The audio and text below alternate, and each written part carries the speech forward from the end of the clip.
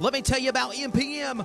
McAllister Precision Marketing. They can assist up-and-coming racers with career advancement, promotion, and assist in sponsorship procurement. MPM also has media and professional etiquette training. They work with premier driver development teams and limited late models to late models. And they also help the teams to make it up to the levels of K&N, ARCA, Truck Series, and even NASCAR Xfinity. Contact Tanya McAllister today at McAllister Precision Marketing, 803-361-6199. Today, get on the board with MPM. CrateInsider.com is your one source for crate racing tech and more. Whether you currently race with a crate engine or you are thinking about getting into the sport, our website has what you need. CrateInsider.com has tech videos, interviews with experts, and the best products in the industry. Dyno tested and proven, so we know they are the best products for crate engines. Visit CrateInsider.com today to get on the fast track to victory lane.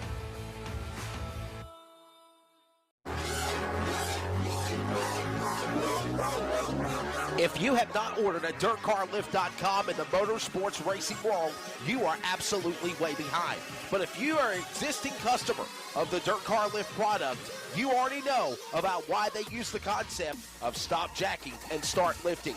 DirtCarLift.com helps make things very easier in the pit area. Whether you need to change a flat tire, make a shock or spring adjustment, DirtCarLift.com can get all four sides up immediately, then having to go around from side to side to car to car. By the way, they have a special package and price for existing customers with a few changes to make your life a little easier. Give them a call at DirtCarLift.com today. Call them up again at 770-898-3907. 770-898-3907. And find out why the concept is true to stop jacking and start lifting with DirtCarLift.com at the races today.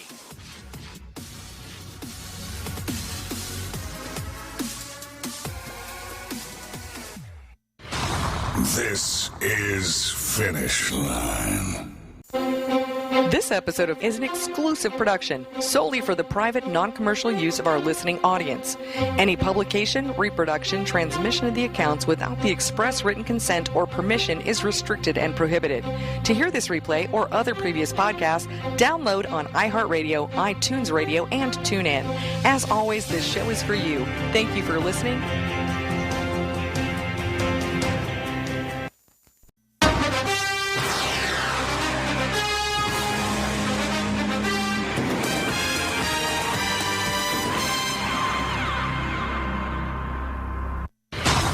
This is Finish Line. Undisputed, unrealistic, unscripted, and unrehearsed. This is Finish Line, a weekly podcast talking about the positive and negative of motorsports, asking the questions to drivers, promoters, and personalities, getting the information and responses of the sport others dare not to ask or even discuss. This is Finish Line. This radio podcast is from the heart, an in-depth analysis of everything in NASCAR, NHRA, IHRA, IndyCar, grassroots motorsports, asphalt, dirt, drag racing, karting, tractor pulling, boat racing, demolition derbies, and much more. From touring events to national, regional, weekly, and more. This is the podcast where the bull stops here. Whether it's asphalt, dirt, or drag racing, or anything else in life, there is always a finish line. Now, he's a respected veteran broadcaster with over 20-plus years experience calling all forms of sports for public address, TV, and radio, from NASCAR to the grassroots. Please welcome your host, Wesley Outland. This is Finish Line.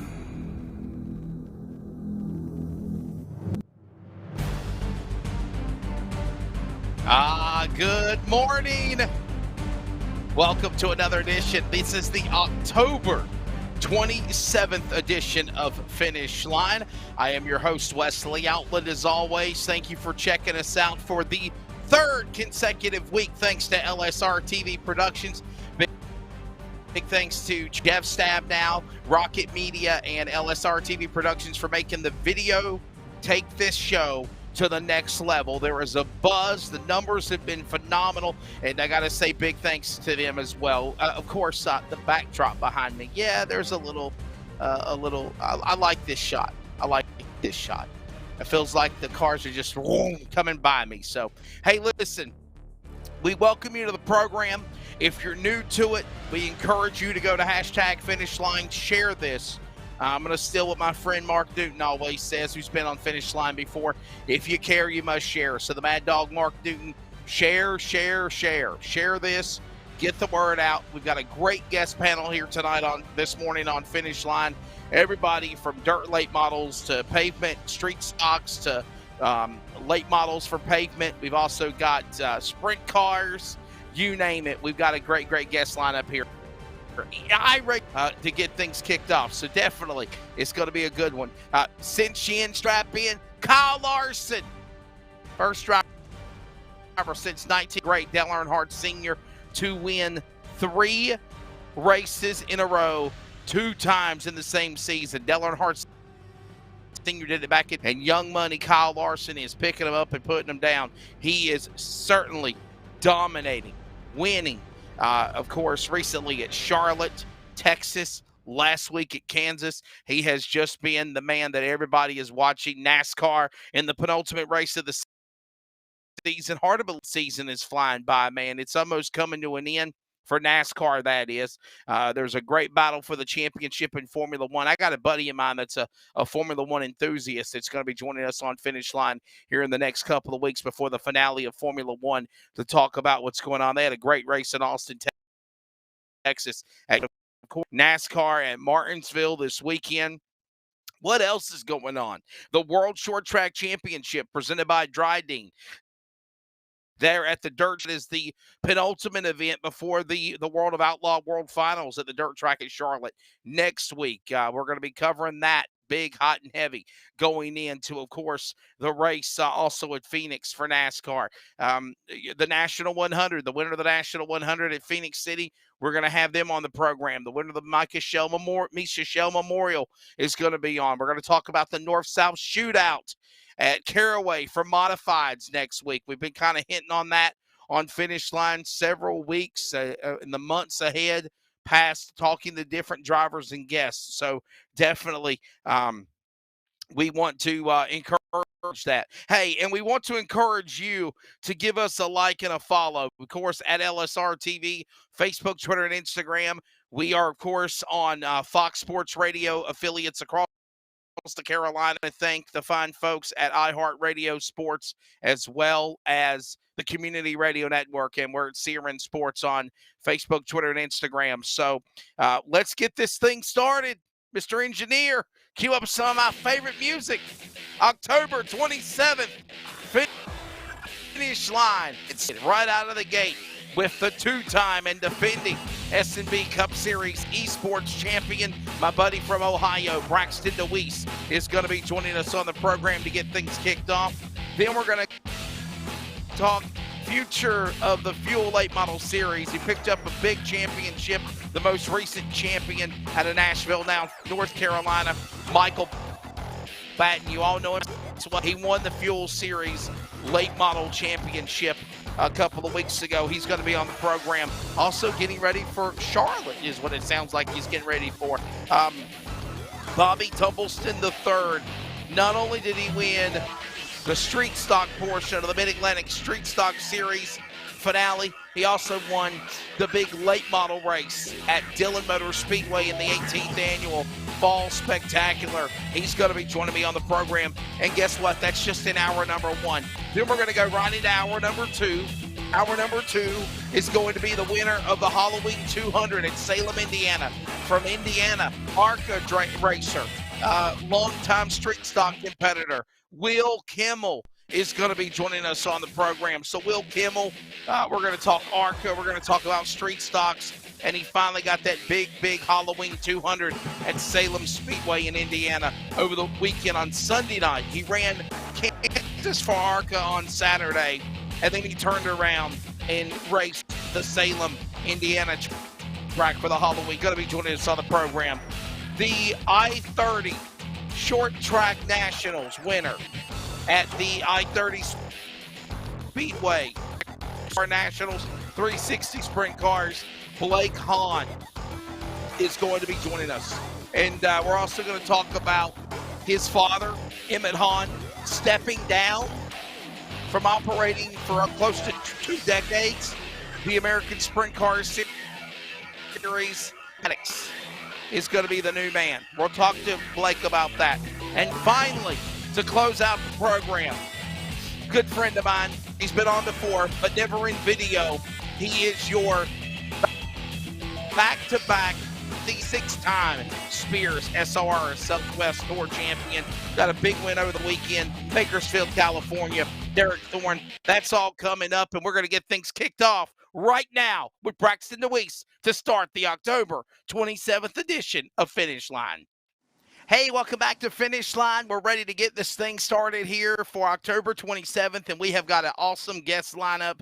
And we kick it off with iRacing, just like we did last week with Keegan Leahy, Coca Racing Series champion. We do the same now with Braxton DeWeese, Season 2 and Season 3 S&B Cup Series champion that used to be on LSRTV. And Braxton DeWeese from Ohio joins us. Braxton, welcome, champion, to Finish Line. Yeah, I appreciate you having me on. Really looking forward to this. A big win for you, a championship season, a dominating year for that matter. I mean, I kind of said it several times. You're like the Kyle Larson of the S&B Cup Series this year. I like the way that sounds. I was trying to go out and win every single race that I could, and that's what I try to do each week. My stats tell that for me, but yeah, I like the way that sounds. On Finish Line, get to know Braxton DeWeese, bud. How did you get your career started and running iRacing? And, of course, how much do you do it? Well, to start off when I started about a week before Christmas of 2018. I had a little like a TV stand. I had dressers in it, and I just had my steering wheel on top of the dresser and my pedals underneath. You know, just something to start with. I didn't even have a stand or anything close to what I have now, what I'm sitting in. But yeah, I started a week before Christmas 2018. For about 2 to 3 years before that, I wanted to be on iRacing so bad. Financially, couldn't do it for that time. But I would watch YouTube videos, all the stuff that I could. You know, I wanted to do it so bad. Sure. I went to Kentucky Speedway in 2018, tried it there, almost got on the leaderboard. The stuff that I know now, if I would apply that to then, I feel like I would have done a lot better than what I did. But, you know, I mean, it's the first time really doing it on a really, really nice setup there at Kentucky Speedway. But that's how I really got started. And I try to do it. I usually do it every Wednesday, every Saturday night. I have leagues on Wednesday nights and Saturday nights.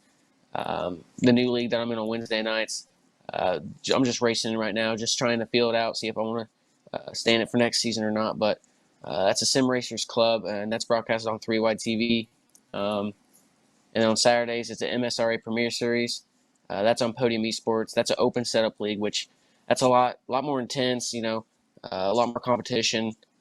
I find that really fun to me for the competition and stuff. I really like that. I really like racing and having competition with others and seeing who's the best with what they can do with their car and their setup. But yeah, that's what I got going on. That's how I started. You know, you are kind of labeled as a controversial driver on the S&B Cup Series. Yeah. Before I go any further, I just want to say I like that because you are not afraid to get up on the wheel. You're not afraid to move anybody out of the way if you need to. We saw that in the All-Star race at Nashville Super Speedway earlier in the year where you had a chance to win some money. You went for it. A lot of people were a little upset, thought there was rough driving. You have gone through the rigmarole of being sent to the virtual Oval Office and being sent to the carpet square with a carton of milk and sit down and pout and enjoy a race or set out a race and, you know, go through all the while. You still persevere. You still come back. You still endure. and you're 2 years in a row the champion of the S&B Cup Series. Do you like being labeled as a driver like that, or would you like to change things and maybe earn the respect of more people? I mean, I don't really care what others think. I'm gonna race the way I feel like I feel like I'm gonna race the way I want to race and how I'm gonna race others. I want to race others cleanly and respectfully, but in situations where you need to race hard, you need to get extra little points, you need to get a win, or like you said, the All-Star race, you need to get the money. You have to do certain things that you got to do, and it is what it is. To whatever they think. I'm here for myself. I'm wanting to do this in the real world sometime. It's fun doing this on the computer, but I feel like if I could show people that I could do this on the computer really nice as well, and know when and when not to be aggressive, hopefully that could lead into real life opportunities, and see what that could do. Any drive of wanting to get in a real race car? Have you had opportunities to look? No, I've had no opportunities, unfortunately, this far. Ever since I was a little kid, I've wanted to be in a race car so bad. That's all I want to do. I just want to drive a race car, whether it's a late model, a legend, something. I want to start in something. I want to show somebody what I can do in a real car. Every time I go karting, I'm always first on the leaderboard. Always trying my best because you never know who could be there seeing.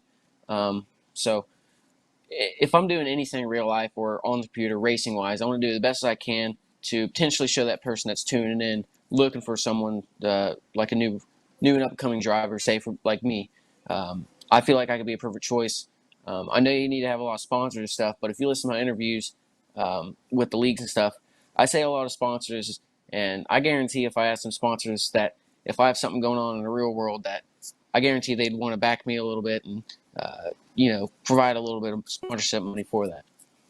Final question, and we'll let you go. We've also got Michael Batten coming up next here in the hot seat on Finish 7th edition. A lot of great talents from the Carolinas to California and all parts in between on this October 27th edition as well.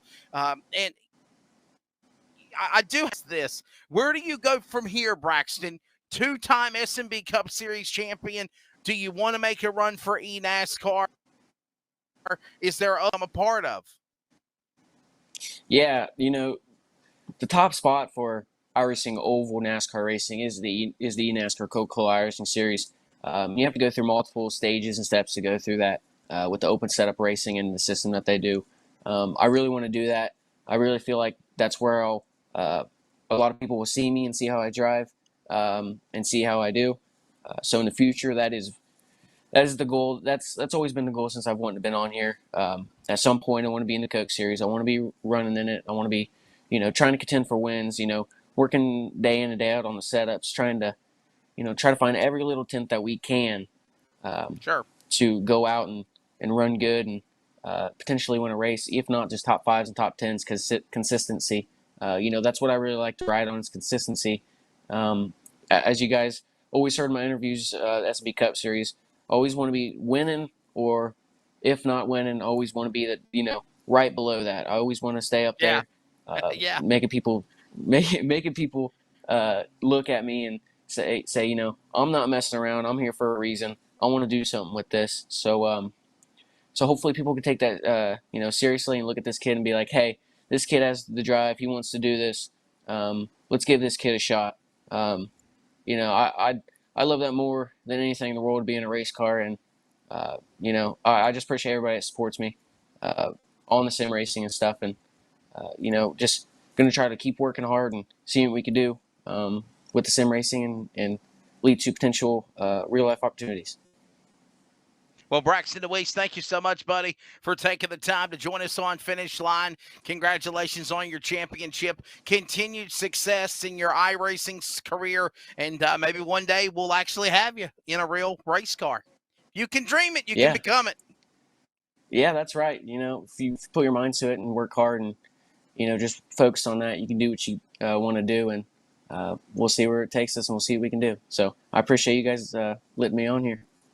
That's Braxton Deweese, buddy. Thank you so much again for joining us on the program. Again, Braxton Deweese getting things kicked off for Finish Line, and we are not going to waste any time. We're getting ready to go right back to the line. This is going to be the 2021 Fuel Late Model Series champion, and a man that I've known for many years, a family I've known for a long time. County Line Crazies, get ready. It is Michael Batten, and Michael Batten from Nashville, North Carolina joined us line. Michael, first off, bud, it's so good to see you again, whether it's on a virtual video chat, but we've known each other for so long from County Line Raceway, and now you're traveling with the Fuel Fast Unified Engine Late Model Series, and you win the championship this year. Thank you for taking the time to join us on Finish Line this morning.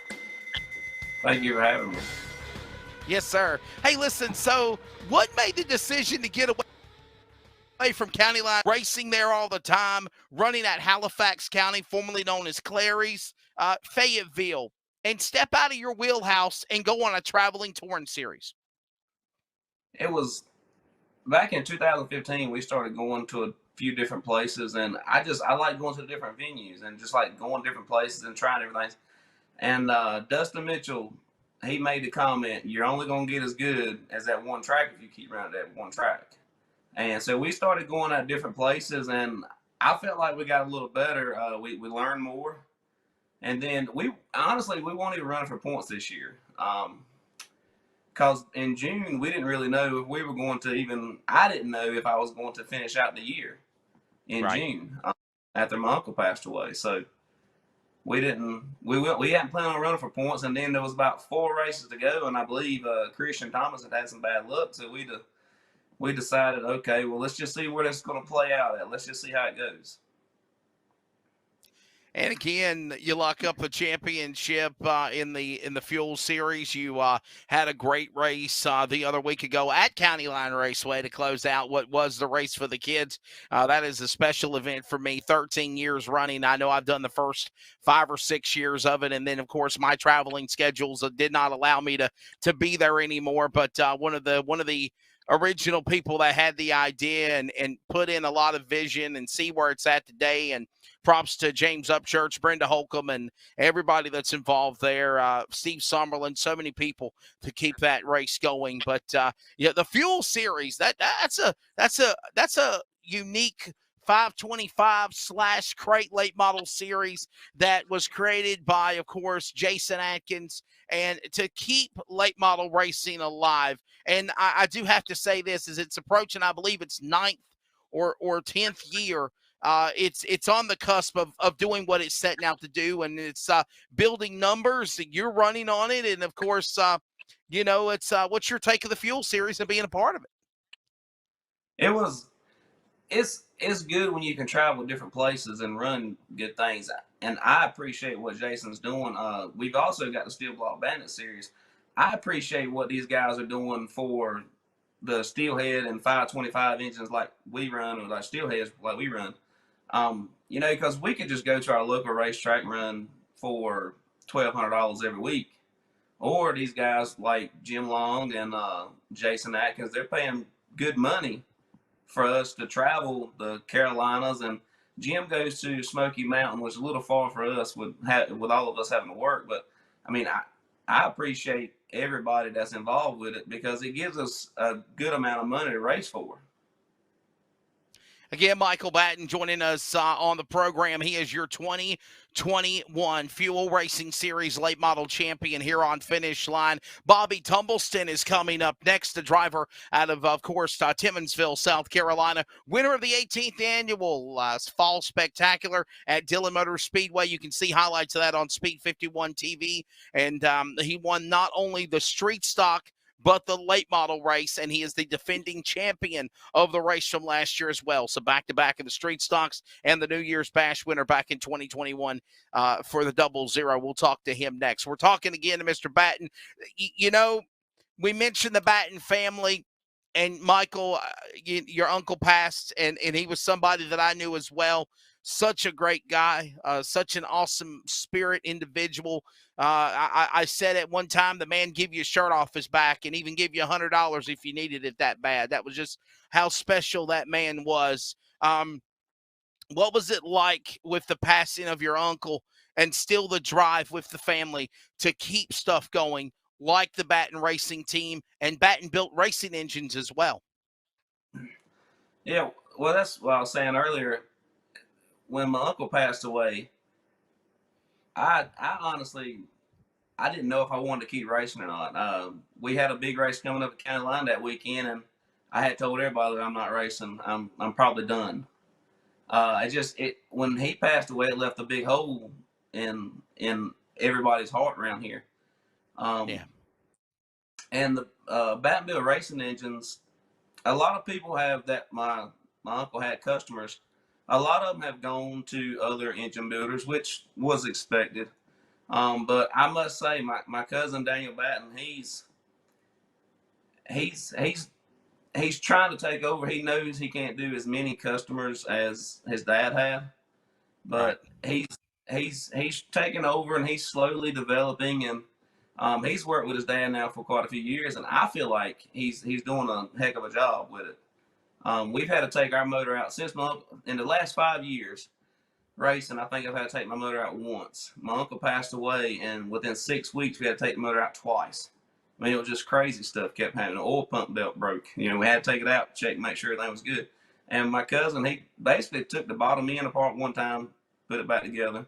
Took top end off after Charlotte, put it back together, and the motor hasn't missed a beat. I mean, I'm proud of him for what he's doing for trying to carry on the Baton Built name. Yeah, for sure. And I think it's awesome that there's so many people in the Batten family that you can mention, and they are endearing spirits to continue what that man did and what he did in the racing industry, not just as a business, but also as just a human being as well. And I think it's awesome that people like yourself and Daniel, people that I've known a long time, James Batten, one of the gentleman farmer, the guy that raced for so long, and then he moved into the flag stand at County Line Raceway. And it's just, why is County Line Raceway so special to the Batten family, like yourself, Michael? Well, we live 7 minutes from there, and I believe my mom and dad have been there every weekend that they open. I mess with them all the time. Like we go into Friendship, and I ask Dad, "Hey, you going with us to Friendship this weekend?" Well, I got a flag at County Line. I was like, "They don't need your sorry telling that flag stand." Yeah, for sure. And of course, James Batten has had a successful career as well, racing cars in this area. I think he retired. When he retired, 2013, 2014, something like that, James? Michael? Hey, it was 2012. Okay, I got you. Yeah. He wanted to race for kids in 2010, Yep. then the championship in 2011, and halfway through the year in 2012, he wrecked his car, and my mom was going through a bad battle then, health-wise, and so he decided it was time to just focus on mom, and that's what he did. Michael, what do you do from here, bud? I mean, what's your plans for 2022? Do you have any more races planned for this year? Going down to Charlotte, World Finals? Well, we're gonna go watch. That's about it for the World Finals. I believe we're gonna go try to race at Lakeview for the Larry Long Memorial Race. I believe that's November 20th. And we may do the race at Fayetteville the following weekend, which is Thanksgiving weekend. We may do that one. We don't want to finish the race because at County Line, the last race, we don't want to finish the year like that. We had a good car and kind of got a bad end there and finished 18th. And we were really good there, and we don't want to finish out the year like that. So we just kind of we're going to take our time, go over the car. We were going to race at the Cash Money this past weekend, but work schedule didn't allow me to do that, and the tire shortage is killing us. So we didn't. Yeah. We decided to go ahead and take that weekend off. And I think we're going to try to hit up Lakeview and Fayetteville in a few weeks. And then for 2022, I don't know what we're going to do yet. I'm hoping we're going to race. I think we're going to race. I feel like my cousin Daniel told me, if we don't race, if I just decide, look, I don't want to race no more, I feel like Mark, if he could, he'd slap me right then. He would want me to continue on, and so I feel like that's what we're going to race next year. But I can't say that I'm going to run for points or anything. Points is just, I like being able to, if I want to go here and race, I can go here and race. If I just want to take that weekend off and go on vacation with the family, I can. Michael, was there a Was there like a epiphany, or was there like a moment where you felt like, you said, that Mark was going to say in your head, you better not stop. You quit. I'm going to come after you.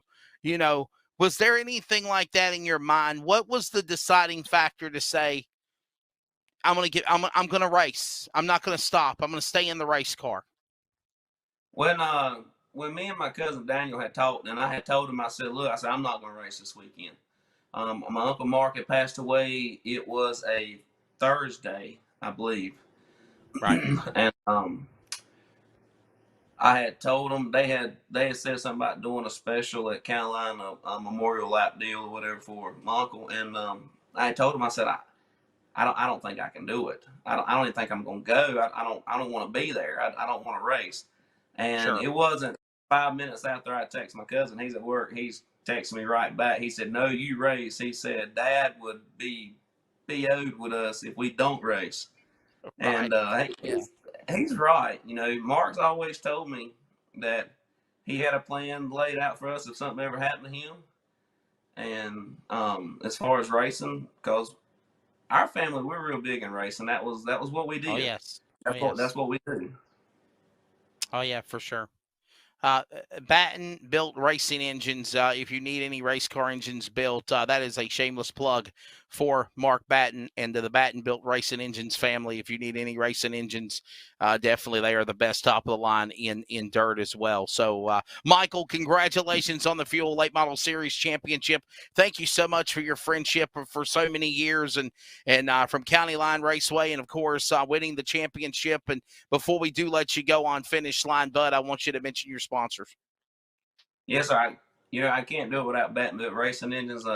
Robinson Heating AC, that's my Uncle Danny. He helps me out a ton on this thing. That goes back to where we say it's a family thing. The whole family kind of comes together.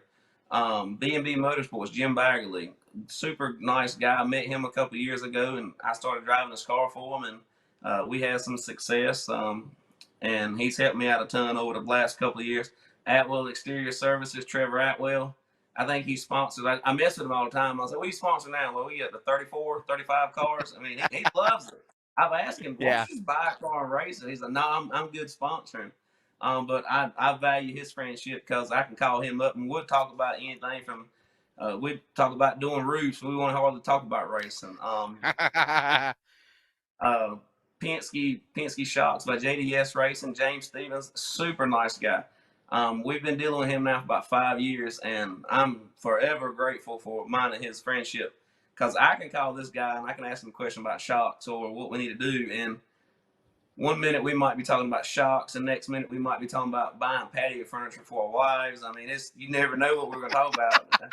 I mean, it's just my uncle always told me you'd have a great relationship with everybody that you work with. I mean, everybody that you deal with on that car. And I try to uphold my end of the deal. Wilson Mold Machine, they're a great business that they got there right here out of Wilson. My cousin works there. He actually got me that sponsor, and I'm grateful for them because anytime that we need anything, all he's got to do is go to Miss Jeanette, and she helps me out.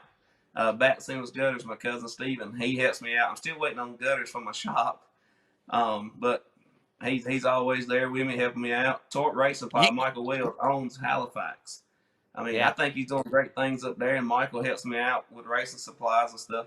K and Pulley Trucking, they've been with us. They were with my dad as far as I can remember, and my dad was racing way before I was born. PFC Brakes with SRI, Randy King, super nice guy. I think he's about the way Trevor is. He's helped everybody. And then Schaefer's Oil and Lubricants, Doug Smith. I can't thank him enough for all the help that he's given me over this year. Well, Michael Batten, Bud, on behalf of everybody here at Finish Line and all of our crew, I do want to say Godspeed to Mr. Batten. Mark was such an awesome guy. I appreciate the memories and the years and the laughter with him. I know you did as well with your family. And I do have to say in closing, what better way to get some type of enjoyment and a healing relief than to be a champion of the Fuel Late Model Series like yourself. And thank you, Michael, for joining us on Finish Line. Thank you. Thank you for having me.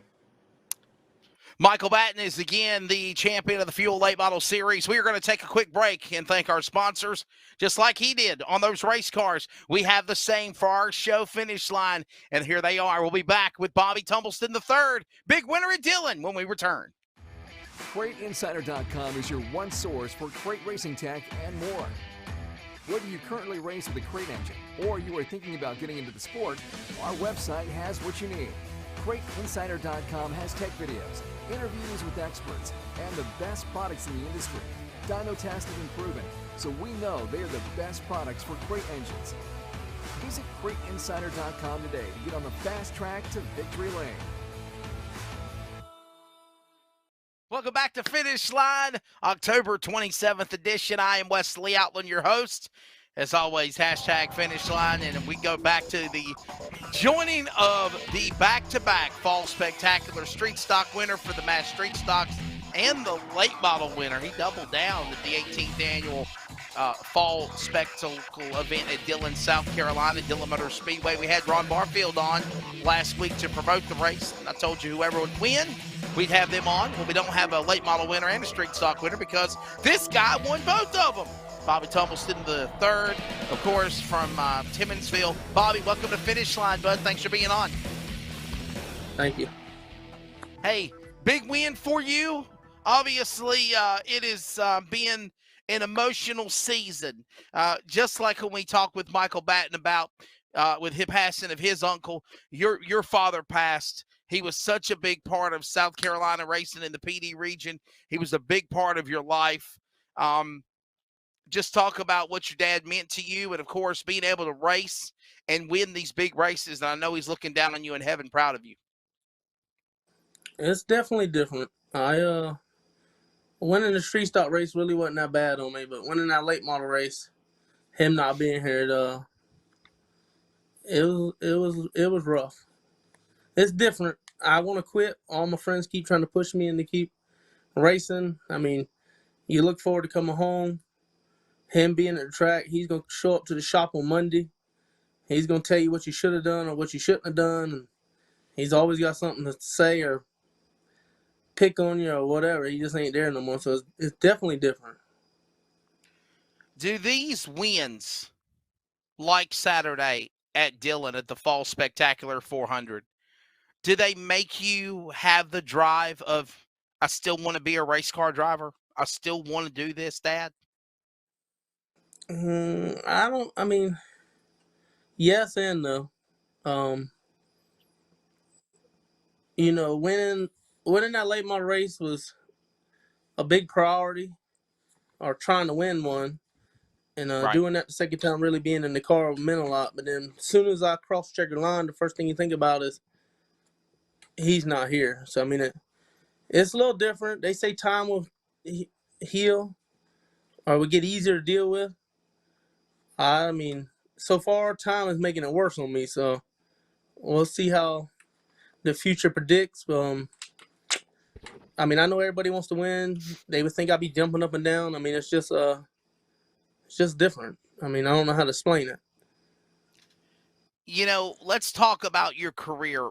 Let everybody on Finish Line know how you got started in Bell and that, because obviously you ran 4 cylinders. We've known each other a long time, back in the days of announcing at Florence Motor Speedway when Charlie Powell was running the racetrack, and you running Myrtle Beach and running Dillon and moving into street stocks, winning the New Year's Bash, racing as hard as you did with Gary Ledbetter Jr. on Saturday. You told me before I interviewed you on Speed 51 TV that was probably the best racing you ever had, being able to compete and race with Gary Ledbetter Jr. side by side. And there was a respect gained between you guys doing that. Yeah, I originally started driving probably go-kart when I was probably about 10, 11. Me and my father started that. We did that for a little while, which he raced cars at Somerville Speedway from dirt to asphalt. Right. I started racing at Somerville Speedway. I'm from Somerville, South Carolina. I don't live but about a mile from Somerville Speedway. I raced there I started racing there when I was about 13 and a half, I wasn't even supposed to be in the car. And my Right. daddy let me Wow. get in. And then Charlie called us. But I raced there for about a year. And the track closed down. And I ventured out to Florence with Charlie Powell. Right. And that was in my early stages of racing. And I tore up a bunch of stuff and learned. And Charlie Powell was always there trying to coach me. And Rafe Judd. Rafe's been a big part of me moving on and going to Florence and stuff like that. Oh, yeah. Oh, yeah.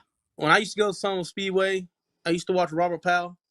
I mean, not Robert Powell, Robert Elliott in the number 95 car. So, I mean, I've been going there a long time. And then when I moved on to Florence, the competition level got stronger. I had to learn to build better cars and stuff like that. And then I went from there, raced Dillon a little bit. That's when Ron first opened Dillon. I got to meet Ron, and he done a lot for me. Now, I struggled at Dillon, man. It took me 4 years to learn how to get around Dillon to finally win a race. And finally I got a race won, and I would go to Dillon for a little bit, and I would leave and go back to Florence because I could run good at Florence. I couldn't run good at Dillon. But finally I won at Dillon, then Ron talked me into getting a Charger car. I got one of them, raced it like 2 times, didn't like it, got out, and went back to mini stock racing. And then I eventually started building me a street stock after they did that Mass series started coming into Dillon. Right. I was pretty interested in that. And I started with a car that Don Vaughn built. I did some wheeling and dealing and some trading. Got it. I raced one race, almost got lapped. I left it sitting there, sold a mini stock. I used some of that money to get that car going.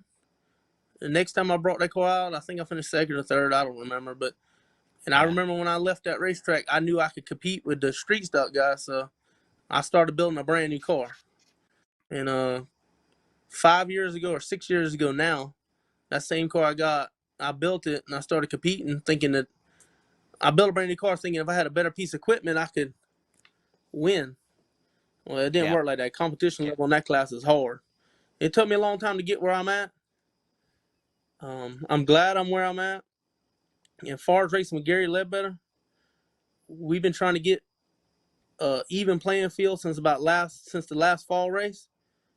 His car's been off a little bit, or either my car's off a little bit. But I felt like Saturday night we was pretty good for the majority of the race, both of us, and we got to duke it out. It was pretty fun knowing that he wouldn't run me over and I wasn't gonna run him over, and we raced hard. We raced very hard. I mean, I'll tell you the truth, I raced harder in that street stock car than I did in that late model Saturday night.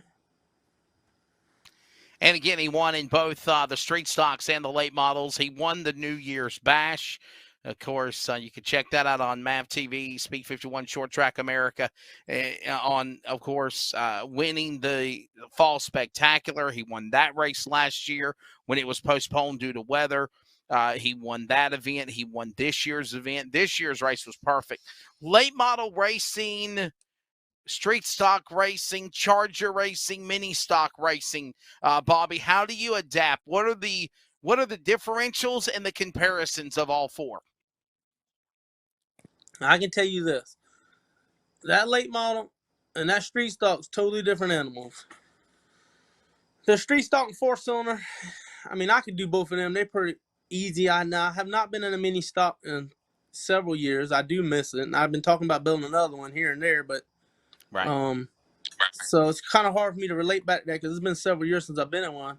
I don't think there's that much difference, but I can tell you from late model to street stock, you got to focus, make sure you hit your marks in that late model. That late model is definitely a different driving style. You just ain't gonna jump from one car to the next and just go. It don't work like that. I mean, you be in a wreck, missed the corner, whatever you want to call it. Gotcha. Well, Bobby, where do you go from here? Obviously, I mean, it sounds like with you here on Finish Line, you're really not knowing what direction you want to go. So I really don't know if I can ask the question, hey, Bobby, what's your plans in 2022? Because you really don't know if you want to race. What is the reasons behind wanting to step away What is the reasons of wanting to continue to do it besides your friends saying you shouldn't quit? I mean, I love doing it. I love driving. It's getting harder on me. I'm getting older. I got a daughter now. She's wanting to come in and race some. I own 2 businesses. It's harder. It's hard to run the businesses and take time to get the race car properly maintained to go to the racetrack. So if they get wrecked or Sure. tow up, it's just too. There's just not enough time in a week. They want me to continue racing. I mean, I do like racing, but it just ain't as fun as it used to be to me. I mean, now that my dad's gone, I mean, it's just different. I mean, like I said earlier, me and him did everything together. I'm talking about far as going to the racetrack. Maybe that'll get better next year. I don't know. I mean, like I said, you would think I'd be pumped up on the late model race. I mean, all I can tell you is we'll go from here and see what the future has for us. Hopefully we can win more races. I'm not saying I'm quitting. I just don't know if I'm gonna race on an every week basis. Right. I mean, yeah. all my sponsors that's been with me since I started when I was 10 or 12. Some of them's retired. Some of the businesses are not doing good. Some of them's closed down. I don't have the sponsorship help that I used to have, and that plays a big role in it. A big role. I mean, I used to have a lot of backing and a lot of help. So, I mean, with that being said, I'm trying to run late model 2, and that's when I really need the most help. It's just like I said, I'm gonna do what the good Lord blesses me with, and go from there. Final question, and I'll let you go. Are you done racing for the year? Are you looking to go to Florence and maybe run the South Carolina 400 with the late model? I will not be in Florence. I will be there helping Everett Lucas. That's a deal me and him's made a long time ago. We try not to race against each other. We don't never want to have in our friendship. We have raced against each other, but we try to avoid that.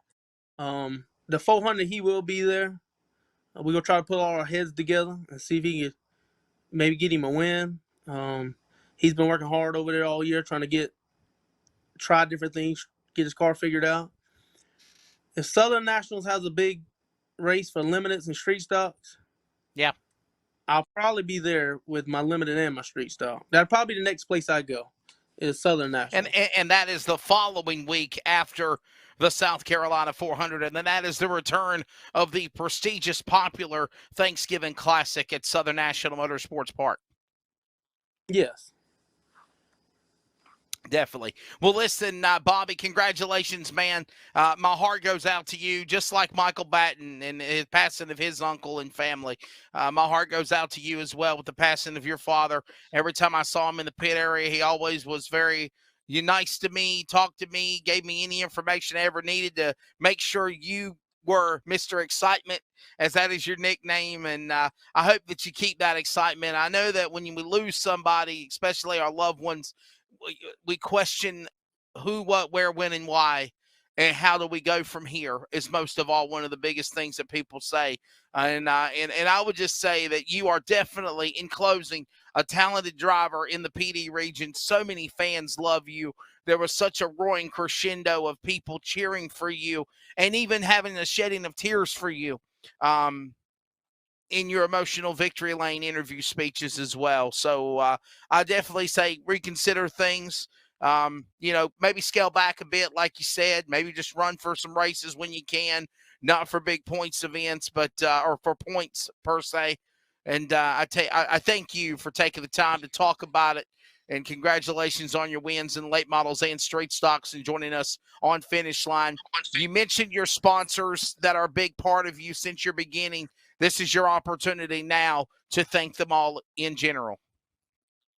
Yeah, we got Now Mechanical. Now Mechanical's been with me since I was probably 10 years old. I actually started working for that guy, and then he sponsored me. He just stuck with me. I got Jimmy Maynard. That's like another father figure to me. Right. I mean, we grew together. He's been with me through everything. Now he's battling cancer, so I mean, I hope the good Lord keeps him here for a long time. That's another reason why we're racing, because that's all he asked me to do, is just race much as we can. Right. The doctors didn't give him long to live. I got Fast Lane Towing. I got Steve Howell with Howell Racing Products. I mean, he's been good to me. I got Mark Dyer with NGI Graphics. I mean, he's been taking care of me also. I got Tom Buzzy with Buzzy Racing. Oh, He's yeah. done really good with me, my drive team stuff. And I got Laverne Grantham. Grantham is he been with me for about 5 years, and I went to him and asked him to help me build a little motor for that Mass Series that nobody didn't think would make it. And at first he true. didn't.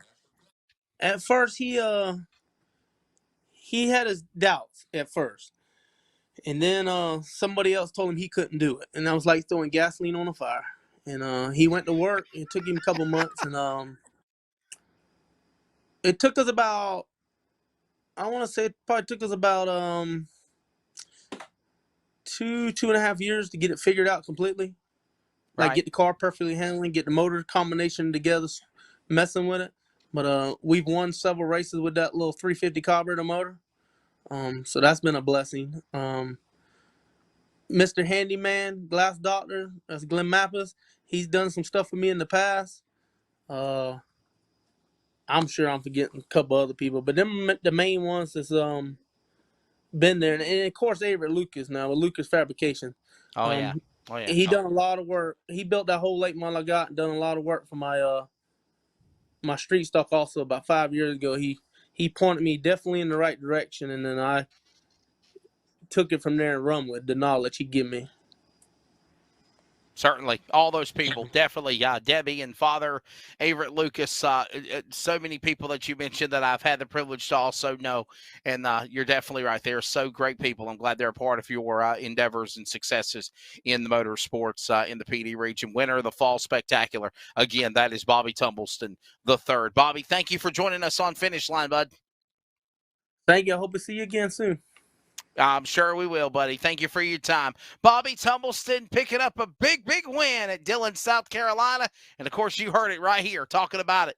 Late model street stocks. And, of course, just like Michael Batten to Bobby and his family, they are continued thoughts and prayers with the passing of his father as well. But, again, as I said, on behalf of Michael Batten, I'll say the same thing with Bobby. Somehow we just got to get that endearing spirit to continue to race in memory of our loved ones in their honor for sure. Quick break. When we come back, Will Kimmel, Derek Thorne, Blake Hahn, all on the way on Finish Line. CrateInsider.com is your one source for crate racing tech and more. Whether you currently race with a crate engine or you are thinking about getting into the sport, our website has what you need. CrateInsider.com has tech videos, interviews with experts, and the best products in the industry. Dyno tested and proven, so we know they are the best products for crate engines. Visit CrateInsider.com today to get on the fast track to victory lane.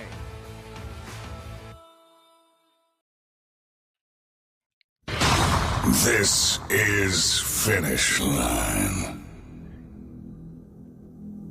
Welcome back. Finish Line on this October 27th. I am in the hot seat with you. And joining us, you're not going to see him, but you're going to hear him. And we're going to talk about NASCAR real quick. We're going to talk about dirt track racing. We're going to talk about ARCA. We're going to talk about the do's and don'ts of racing real quickly, at least for 7 minutes. And that is my producer, good friend from LSRTV Productions in Texas right now. First off, Charles, I'm glad you're okay. Heard of some nasty weather. Charles Wooten is in the hot seat with us. Yeah, let's be honest. I wasn't sure this show was going to happen this morning. We lost power on and off. Audio didn't want to work. A lot of things were going against us, but a few good punches to the computer, and we're good. Things started working again. You beat up your computer and it started working properly.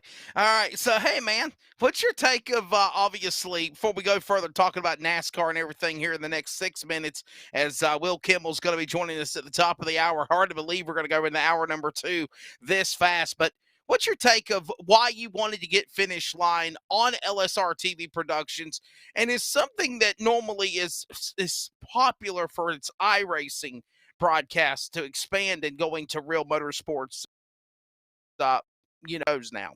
I mean, it really comes down to, merging those two bridges together. There's a lot of fans that are real race fans that haven't even heard of iRacing, even in today. And there's more that have heard of it because of the eNASCAR Coca-Cola Series and what Drew Adamson and all those guys on that production team have done to really get it out there with NBC and Fox. So there's a lot that has been to bridge that gap already.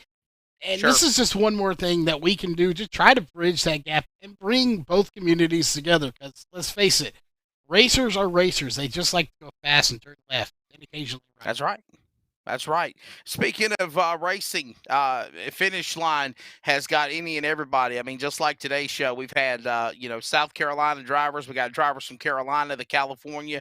We're going to Indiana at the top of the hour for hour number 2 with ARCA racer / street stock competitor Will Kimmel. Derek Thorne, one of the best super late model racers in the country on pavement, winning the SRL Southwest Tour Championship. You think of Blake Hahn. You think of sprint cars. You think of Winged Warriors. Had David Gravel on the show before. We've had on, Brad Sweet. Just some of the names of drivers that we've had on. The World Finals is coming up next week. And my intention after the World of Outlaw World Finals is to get on all 3 big winners or all 6 big winners. It might be a back-to-back. It might be different winners. Late models. The sprint cars, the big block modifieds. So there's so many opportunities there to get all these great talents, and I think it's really cool. NASCAR, Charles, what do you think of Carl Larson? What do you think of the Young Money? Do you think he's going to win the championship? Well, I think Young Money needs to be renamed Big Money because this guy's winning everything. And I told you my thoughts, how it's going to maybe surprise you a little bit. Yes, I agree with the majority. I think Kyle Larson's going to win the championship in NASCAR, but for 2 reasons. One, because, he's out front. No one can catch him anyway because that's just how he is. He dominates whatever he gets behind. And 2, while he's out there dominating, you have people, I know Kevin Harvick's not in it anymore, but you got Kevin Harvick and Chase Elliott and all these guys, all they're doing is bickering and fighting and wrecking each other. So really, he's got it wrapped up if they just keep knocking each other out of the race. That's it. And I will tell you that that NASCAR has laid down the gauntlet, and they have point blank said, listen, guys, enough is enough. But when is enough enough? Charles, I got a feeling that if Chase Elliott gets an opportunity to be in the hunt to try to do something at Martinsville, there might be some payback. One thing we know about drivers, Charles, they do not forget. Yeah, enough is when I say it's enough as a driver. When I think I've retaliated enough that you have been paid back, that's when it's going to be enough. Or when they finally hash it out, which, the way these two were talking, they talked next to the cars. They ended up going into the haulers to talk. I don't think they're anywhere near done. I think this is going to continue. And, as long as they don't wreck each other too much and take out the rest of the field during a race, it's kind of good. Those rivalries are good. It's sad to say sometimes, but it is. It kind of builds a little drama, and it helps. Braxton Deweese, sorry, we like you. But, you bump people, you kind of rough people up a little bit on the track. It causes rivalries, but it makes for a good broadcast. And, the fans eat it up, and so does the broadcast crew. Oh, for sure. Definitely. Got somebody jumping on here saying, Wesley, do the worm. So thank you to Rye Beads there. I don't think the camera's big enough to be able to do the worm here on the screen. So we'll get him a wide angle lens. A wide angle lens, the worm. Go back to what I did on Speed 51 at the Snowball Derby last year, and you can see some of the shenanigans of stuff. And the only reason I did it is just to cut up with the people. By the way, I think Judson, the young man, is actually celebrating a birthday today. So want to wish him a happy birthday, which is, of course, Judson and his brother and the Judson Racing Network. I think I saw that he's celebrating a birthday today. So happy birthday to him. Charles, one more question as we're getting ready to go to the top of the hour. Hour number 2 of Finish Line is awaiting. Will Kimmel talking about his ARCA race at Kansas and the Salem 200 win at Salem, Indiana, the Halloween 200. with the success that Kyle Larson has, okay, I mean, he's got 8 wins. 3 of those are 3 back-to-back in a row for 2 times. The last time that was done was by Dale Earnhardt Sr. back in 1987. That's the last time a driver in the NASCAR era was able to win 3 times in 2 consecutive times during the season. Nobody's been able to go 5 wins in a row. 4-peat. I know Kyle Larson did 4-peats at one time. Couldn't get the 5th one. Pocono bit him on the last lap, if you remember that, back in the summer. But do you feel like the success that Kyle Larson has now with Hendrick Motorsports comes from the growing pains, the lessons learned from last year, sitting out NASCAR, but not stopping racing? When you think of Kyle Larson, and I've said this so many times before to other people, Charles, I think he's the A.J. Foyt of our era. He runs late models. He runs sprint cars. He runs midgets. He'll run micros. He'll run any and everything he can. He'd probably run a dang school bus if the opportunity was given to him. I mean, what can you attest his success? Probably what's going to help him win this championship is because he is just a diehard racer through and through. Definitely. I mean, that's what it is. It's there's been interviews with Kyle Larson when he was younger, and it's proven whatever you give him to race, he's just good at. He's just that good of a racer. And I will go back to the '87 remark. 1, I was I was born, so it's a really good year. But 2, that was the year Dale Earnhardt won the 3 races back to back to back. He also won the championship that year too. So I think it's just destined that Kyle Larson's going to win the championship.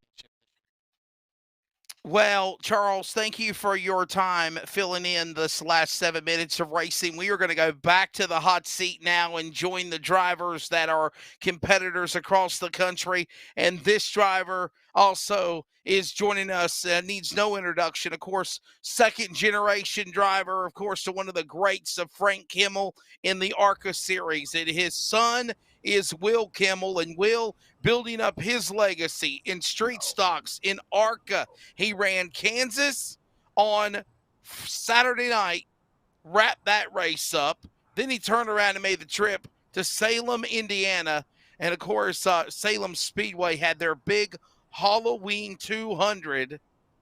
And Will Kimmel, you won it. Welcome to Finish Line, bud. In the race shop. I love the car. I love the background. I love the atmosphere. Yeah, I gotta thank my sister for that. She's got a marketing company, because I get in trouble all the time because she tells me it's not a social media company, but I'm gonna say it anyway now. That's right. But she hooks me up with this, so it's all good. But yeah, we had a really good weekend this past Sunday and Saturday night. Yeah. Well, listen, congratulations to you. It was a drive. I know it was grueling for you, from ARCA at Kansas to a street stock car, 2 different cars. Just give us a recap of what those 36, 48 hours were for you, from running the ARCA race and then turning around and winning the Halloween 200 at Salem, Indiana, which, by the way, is a race you've wanted to win for a long time.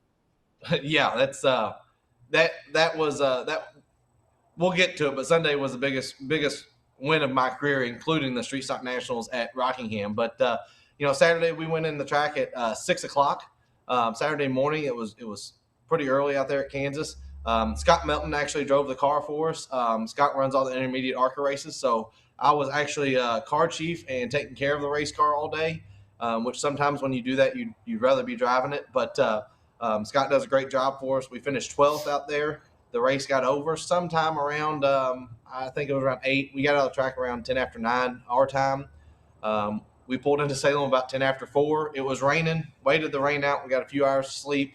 Went in and had about 8 laps of practice. Practice was our qualifying. Fast time in practice, and then just really had a solid car in the race. I wasn't really sure that I was happy with what the car was doing in practice because the rain washed all the rubber off the track, and we just had a really green surface.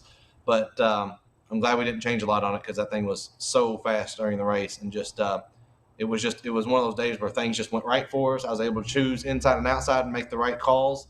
And we had some luck go our way. Pit stops did really well, and just everything clicked. And it led the most laps, and just really were able to show how good we were going to be at the end of the race.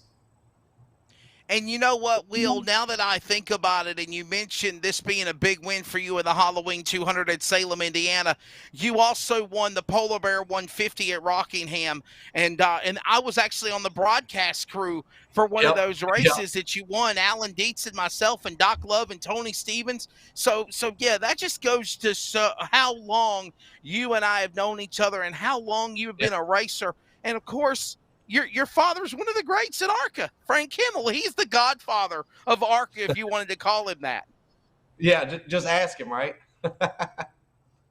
That's right. Yes, sir. What is he doing nowadays? Obviously, is he still helping out Venturini Motorsports in with driver development, or is he?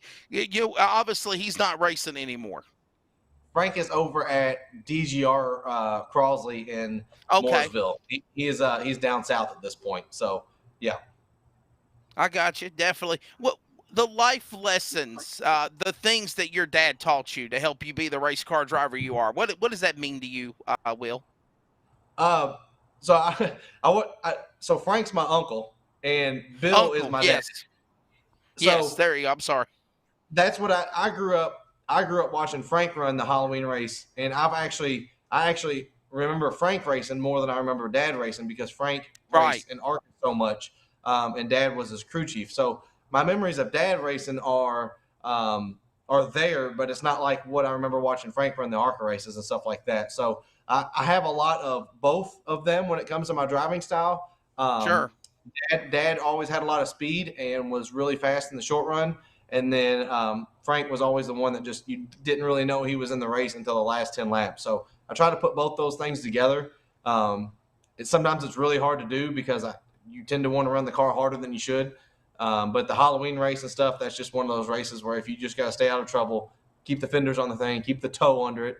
And if you're at the end of the race and you got 4 tires that are aired up and you got fenders on it, you're going to be in pretty good shape. And we were able to do that. So a lot of lessons between both of them. But like I said, I grew up watching Frank and helping Frank on the ARCA team all the way up until the last, 10, 12 years here. And the things we talked about and the things I learned from him definitely come into play when you do these longer races.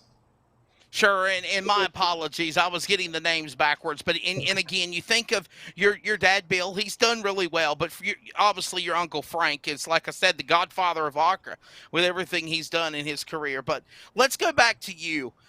Going back from an ARCA car to a street stock car in less than 24 hours, how do you adapt? How do you drive these cars differently, or the similarities and the differences of the two? The biggest thing that helps me is we run the ARCA race in the fall at Salem, and that kind of got me in the groove, and it makes the street stock feel a little bit slower. So the biggest thing you got to do is not overdrive the car. And the ARCA cars, you got to run them really hard.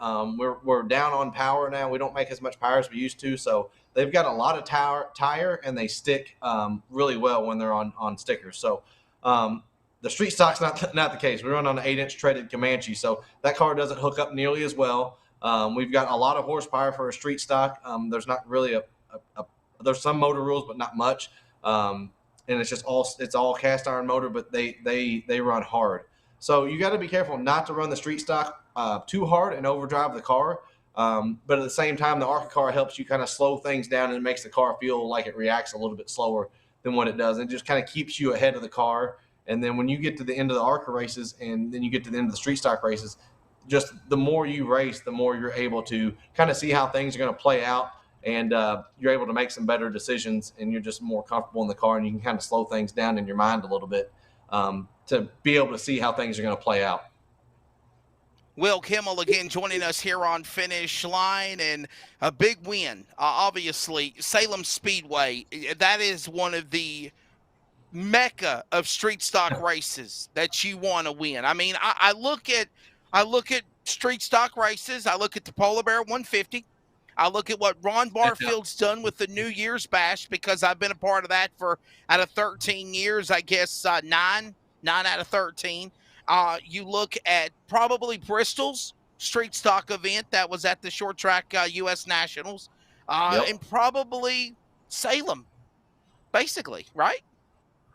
Yeah, and I believe Salem is the longest running one at this point. I'm thinking the first street stock race, Halloween 200, was in 89 or 90, somewhere in there. And that's when I'm going to say Frank ran the first one, and then Dad ran one after that. And I remember Dad starting probably high 90s, low 100 car count, and Dad started at the back. He was in like the last two rows, and we start three wide. Yeah, and you know the evolving of the street stocks. Where do you see that from where it's been? I mean, it's kind of crazy, the evolving of street stocks from, you mentioned 1990. Hell, Will, I was 7 years old. I had a passion for racing. My dad was taking me to the racetracks. Matter of fact, I talked to Charlie Hanson this afternoon or this morning and from Wake County Speedway, and we were just kind of reminiscing about being kids and going to the races and seeing where it's at today and seeing how racing's changed and promoting's changed and evolving's changed. The same could be said about these race cars. Absolutely. Everybody asks, I hate calling them street stocks. I really do. It makes it sound like it's I'm not downplaying a hobby stock class at all, but that's not what is sitting behind me at all. These are 100% 1986 Winston Cup cars. There's no other way to put it. That's the best way to put it. We run, we have stock suspension parts on it. We have tubular upper A-frames. But all of our suspension stuff, steering components, sway bars, stock style, it's 1.25 inch, stock rear suspension. This is a Leaf car. All that kind of stuff is stock firewall, stock floor pan, such. And we run on 8-inch treaded tire. But then that's pretty much where it stops being stock. Or we run stock cast aluminum or cast steel brake calipers. Right. That's about it. Other than that, our motors are pretty good. There's most of them are somewhere between 550 to 620, 630 horsepower at the crank. So we got a lot of power. We don't have any tires, and they don't stop very well at all. So they're a lot of fun to drive. I really enjoy it, and it kind of keeps the fun in racing versus going and running a late model or something like that. And can we just say, like what Harry Hogg said in Days of Thunder, and you can bring me back here on the side-by-side as well, Charles. You heard from him earlier talking about NASCAR, but you remember the quote from the movie, "There's nothing stock about a stock car"? In these cars that's behind Will Kimmel, this is the last of stock about a stock car. Am I right, Will? That's right. This has actually got so it's a 67 Nova, and we're not allowed to run a 67 nose piece. We have to run an 88 Monty nose piece. So that's why you see it. Right. This has a steel roof. It has stock rear quarters, and I believe we started with stock fenders, but I did away with I took care of those earlier this year. Definitely. Well, listen, Will Kimmel is joining us here. We got a few more minutes with him chatting it up. Will, what's the plans? Obviously, me and Bob Dillner talked yesterday on Sunday coming back from Kansas, and he said, Wesley, the Midwest is done. The last race was Salem until maybe the Turkey Derby, but that's actually up in the Northeast. But the Midwest, the next thing racing related will be PRI in Indianapolis. So, Will, what is your plans for the rest of the year? When do you come down? Right now we're looking for Daytona. We're kind of getting things lined up. They're going to Daytona and test in January with the ARCA stuff, obviously. There's another street stock race that me and Dad are kind of kicking around here, not this weekend, but next weekend. So we don't know if we're going to do that at this point or not. We're kind of feeling that out because that's somewhere we haven't run yet. Now, where is that at? Can you? I'll let you promote it. Where's it at? Ona Speedway, West Virginia. Yeah, yes, that one. On the Speedway. I haven't been there. Dad's been there. Yep. So we're kind of thinking about that, but we'll just see how it kind of plays out. It's nice to slow down. Getting ready for Kansas was a big deal for us. Scott Melton, like I said, who drives for us, he has his own toter and trailer. And we have our own toter and trailer. So he actually lets me take his toter and camp in it and put all my street stock stuff in his toter.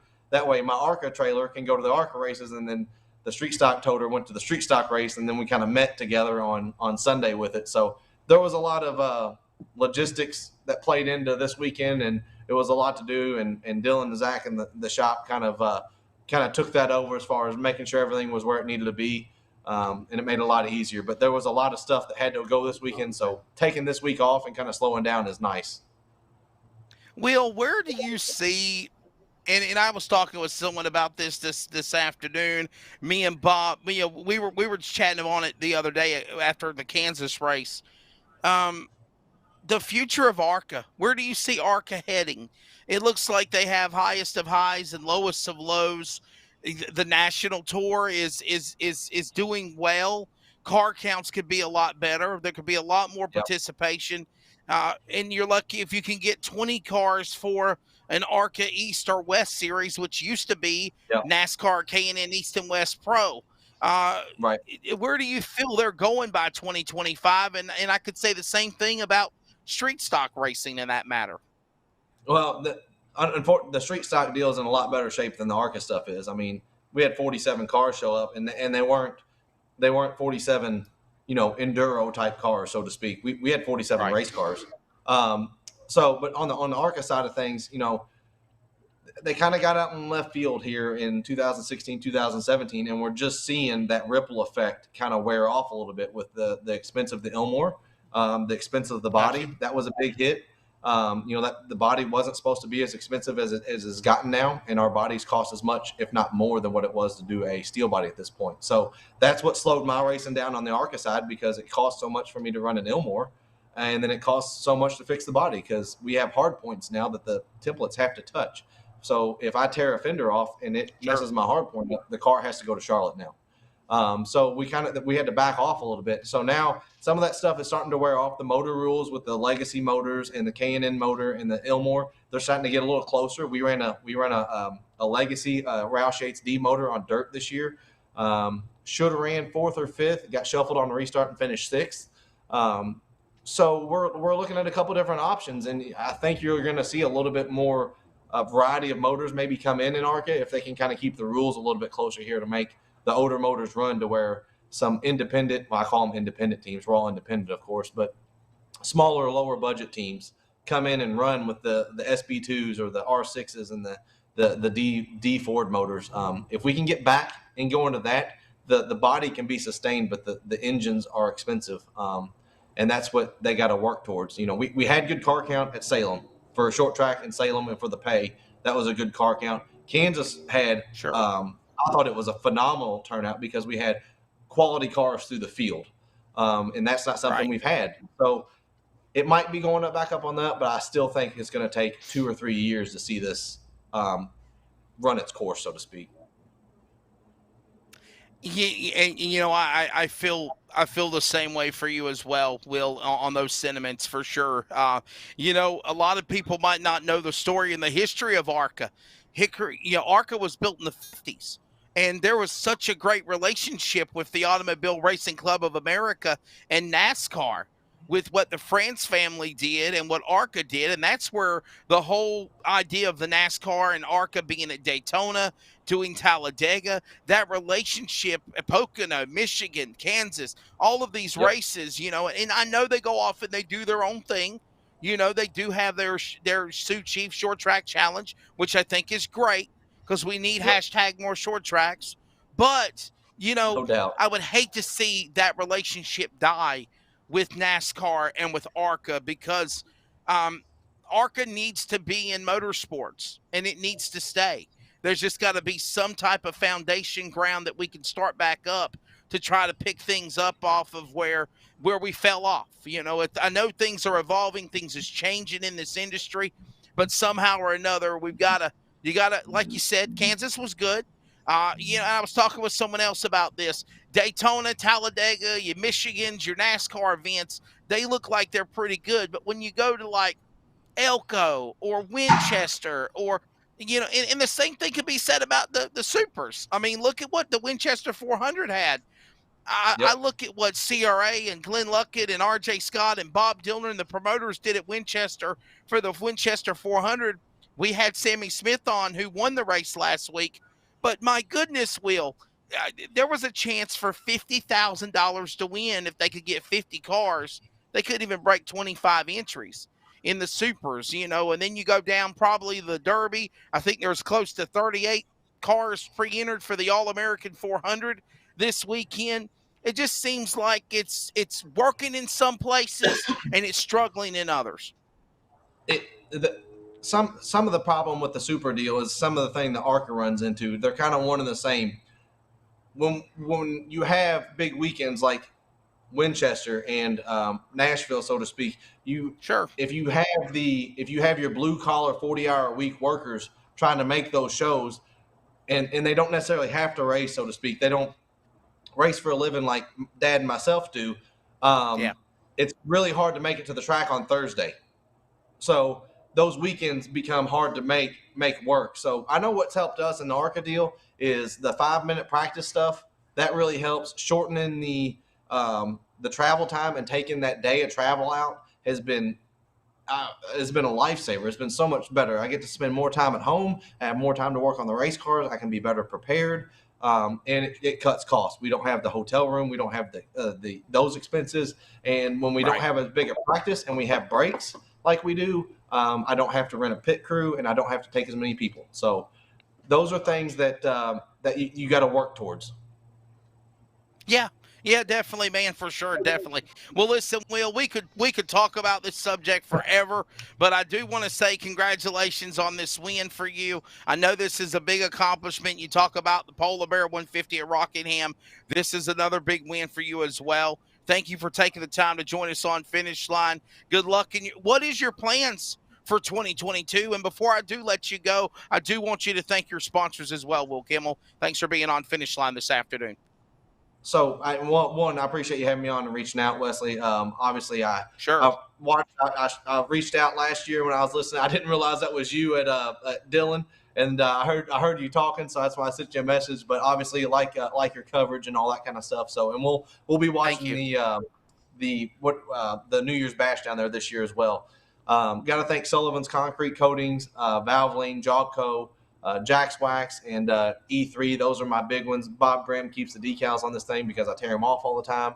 And then Clarksville Schwinn's been a big supporter of mine from day one. So Gaines Painting, they came on for a one-race deal, and it was the one race that they really they needed to come on because they got a great experience. But it's been an excellent weekend. I appreciate you having me on. Next year, hopefully we're going to try to run some more street stock stuff. We'll see how that works. But with whatever Scott's schedule is on street stock or his ARCA cars and the pro late model stuff for CRA, I'll work around that. I'll race when I can. So that's just kind of float around and do whatever I can and enjoy racing for a living because it's definitely an opportunity that some don't get to do, and we can make it work.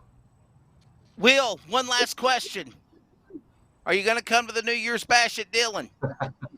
I was asked this yesterday, and right now we don't have a 602. We don't have a 602 engine. We have a 604. I would run a 604 if Ron would let me run the same weight as a 604 as a 602 because I'm pretty sure the 602 is better than 604 anyway.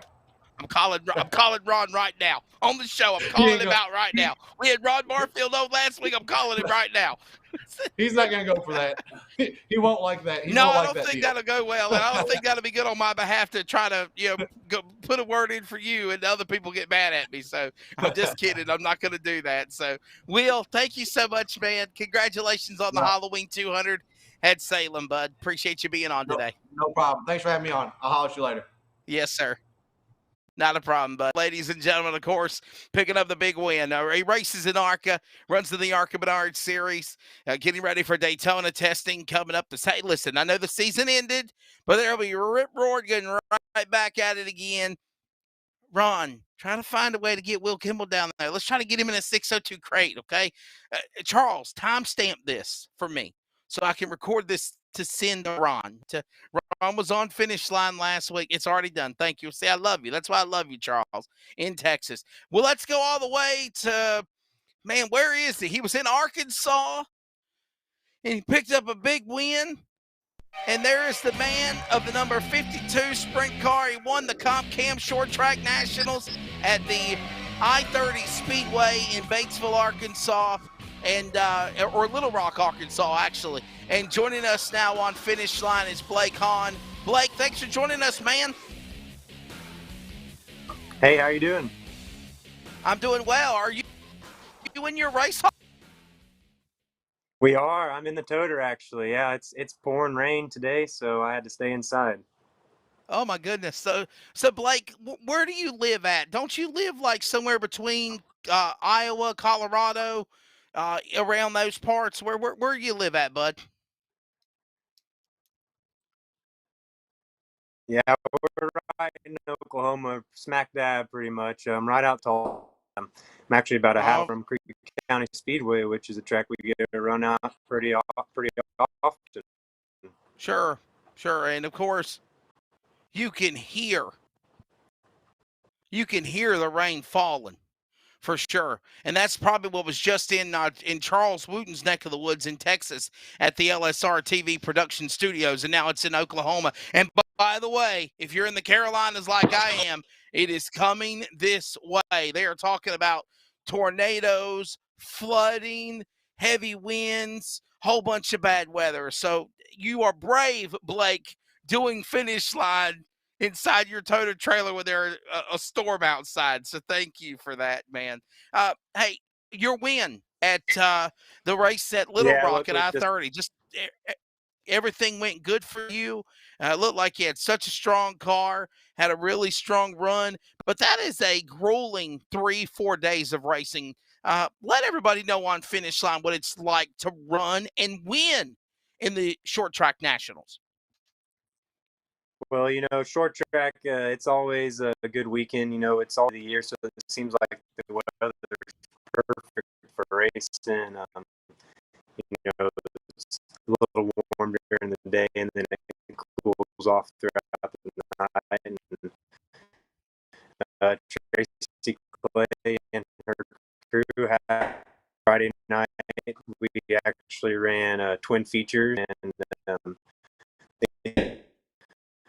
top two walked in that night to the big show on Saturday, and of locking it in, we ended up running third in our feature. And really, we had good speed the whole time, and restarted on Saturday and had a pill draw, and they ended up combining the points from Friday and Saturday night day feature, and we had some really good points today in our heat race combined on Saturday.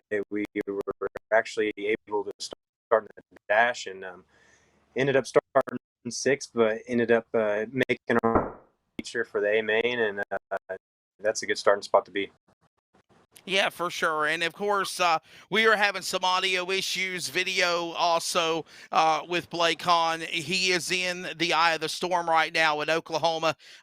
So, Blake, this is what I'm going to do. We're going to throw an audible. We're going to go to a commercial break. We're going to think when we come back, I'm going to call you via phone. I'll call you via Cellcast and get you on Finish Line. So people, Blake is having where he's at. The weather's bad. I would love a video, but I'm going to throw an audible in the mix where we're going to take a break. When we come back, we will have Blake Hahn on with us via phone. All right, so stick around. We'll be back with Blake Hahn. You'll hear him. You won't see him. That's what he looks like right there real quickly. Winner of the Short Track Nationals on the audio when we return on Finish Line. Let me tell you about MPM. McAllister Precision Marketing. They can assist up-and-coming racers with career advancement, promotion, and assist in sponsorship procurement. MPM also has media and professional etiquette training. They work with premier driver development teams and limited late models to late models. And they also help the teams to make it up to the levels of K&N, ARCA, Truck Series, and even NASCAR Xfinity. Contact Tanya McAllister today at McAllister Precision Marketing, 803-361-6199. Today, get on the board with MPM. CrateInsider.com is your one source for crate racing tech and more. Whether you currently race with a crate engine or you are thinking about getting into the sport, our website has what you need. CrateInsider.com has tech videos, interviews with experts, and the best products in the industry. Dyno tested and proven, so we know they are the best products for crate engines. Visit CrateInsider.com today to get on the fast track to victory lane.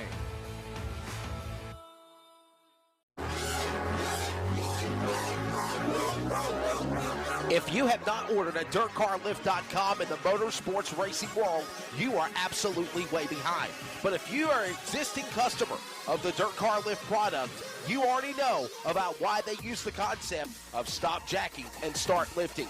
DirtCarLift.com helps make things very easier in the pit area. Whether you need to change a flat tire, make a shock or spring adjustment, DirtCarLift.com can get all four sides up immediately, then having to go around from side to side to car to car. By the way, they have a special package and price for existing customers with a few changes to make your life a little easier.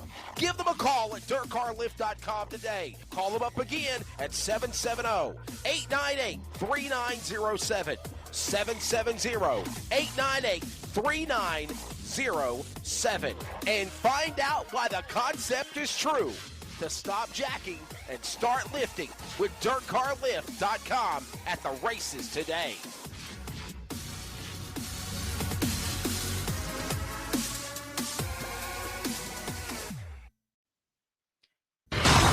This is Finish Line. And we welcome you back to Finish Line. And as I promised, we're going to go to the phone lines now and try this again from Oklahoma City, Oklahoma. He is the Comp Cam Short Track Nationals champion over the weekend at Little Rock, and it's Blake Hahn. Blake, can you hear me better now? Yeah, it's much better this way. We at least got a glimpse of definitely what you look like soaking it out there with the weather going on, man. But, hey, listen, real quickly, recap again. So there's kind of a different format than like a regular ASC. You're basically accumulate points, passing points, kind of like Lucas Oil does or like they do at the North-South 100 for late models, basically. And those points tallied determine your lineup, per se, for the big race on Saturday night that you won. Yeah, so it was actually a really neat format they had. So Friday night we started off with a pistol draw and then ended up qualifying off of that with group qualifying. And like I mentioned earlier, they ended up splitting the field in half, and we had twin A features come Friday night, and half the field ran in the first one and the other half in the second. And accumulate points throughout the night from qualifying to your heat race, and then of course from the A feature, and then they ended up locking the top two in from both of the A features that night and to the A feature on Saturday, and then everybody else had to restart come Saturday. So like I said, we were only one spot out from locking it in, but had to restart come Saturday and had quite a bit of a point accumulated with us. So if I just went out there and had a good heat race, I figured we'd be in the A, but honestly, we had a really good heat race, and it put us in the dash, and being able to start sixth in the dash and make my way up to fourth, and that put us starting fourth in the A feature, and being able to start towards the front of that race is definitely a game changer for me. And going into the last points night too, I kind of had to be a little self-conscious about the points situation and play it smart, but luckily everything fell into place, and we were able to start the first couple rows of the A feature. And man, with 41 laps, anything can happen on that type of racetrack. We are talking to, again, Blake Hahn, and of course, Blake and his family also are operators. Well, not Blake. Blake is more or less the driver. He wants to be a race car driver, but for close to 25 years, 26, 27 years, they have operated the Lucas Oil American Sprint Car Series. They've had regional tours. There has been big events all across the country that have been sanctioned. I think of my buddy Brian Holbert. He's still kicking. I think of this. And Blake, by the way, we are on a timer, so I'll probably have to call you back here to end our segment in just a moment. But I will say that, you have come a long way.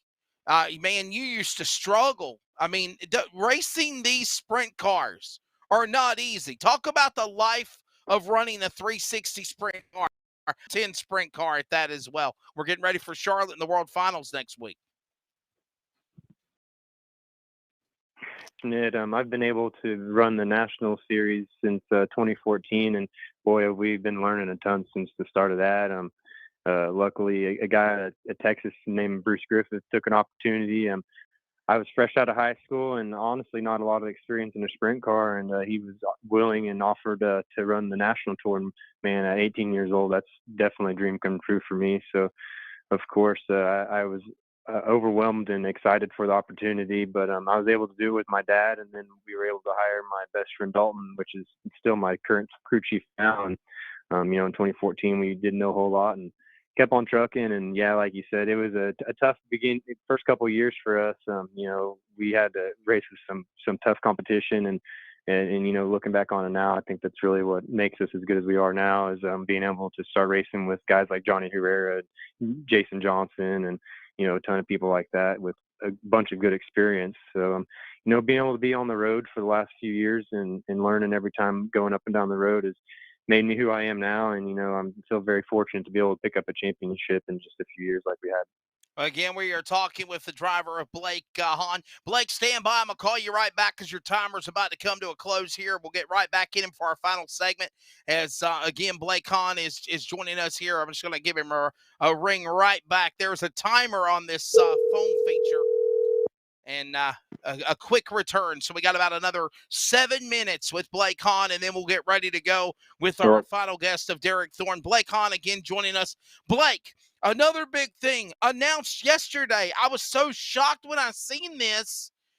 Emmett Hahn, your mom, stepping away from the National American Sprint Car Series and the young promoters the short track nationals are of course also the micro nationals events as well.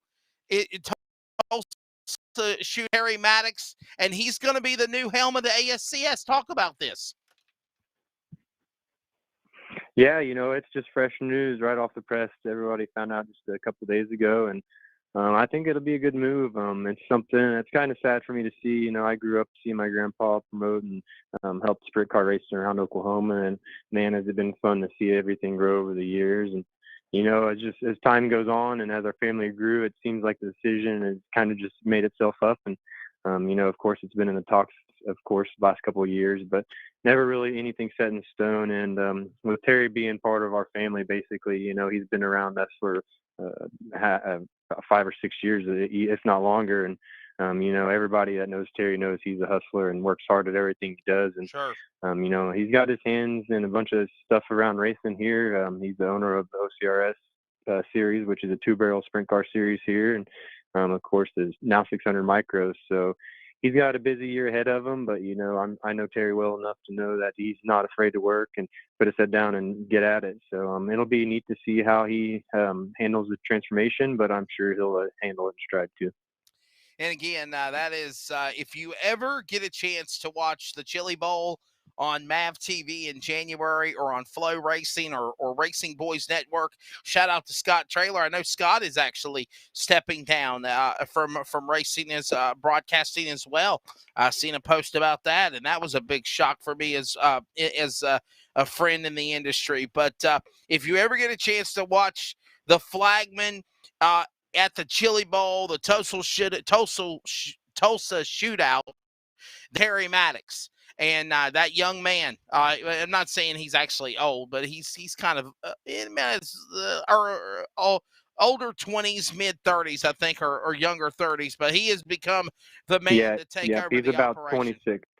Yeah, 26 years old. So yeah, that's young man's got a bright future ahead, and the future is bright for the American Sprint Car Series. Blake, did you ever think that the series would be as big as it is today? I mean, I just saw couple of weeks ago, you guys are around my neck of the woods in Volunteer Speedway, Bulls Gap, Tennessee. Hell, you run up in Skagit, Washington. You run in California. You run to Texas, Oklahoma, up across the entire United States. You've been to Pennsylvania and all parts in between.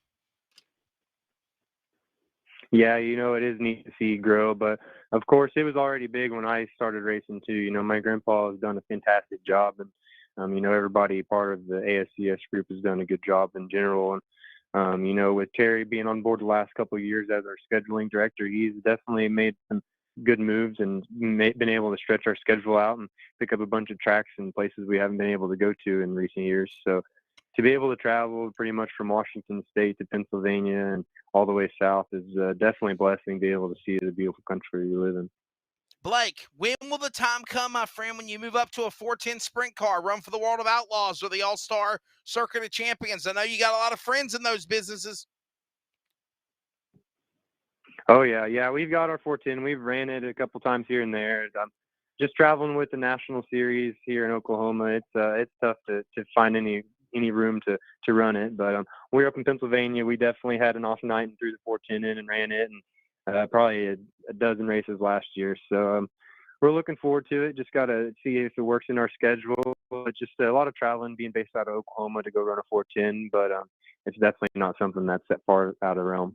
Now, Blake, are you done racing for the season, bud? We got about 2 minutes left with you. Are you done for the year, or are we going to see you at some more places soon? Nope.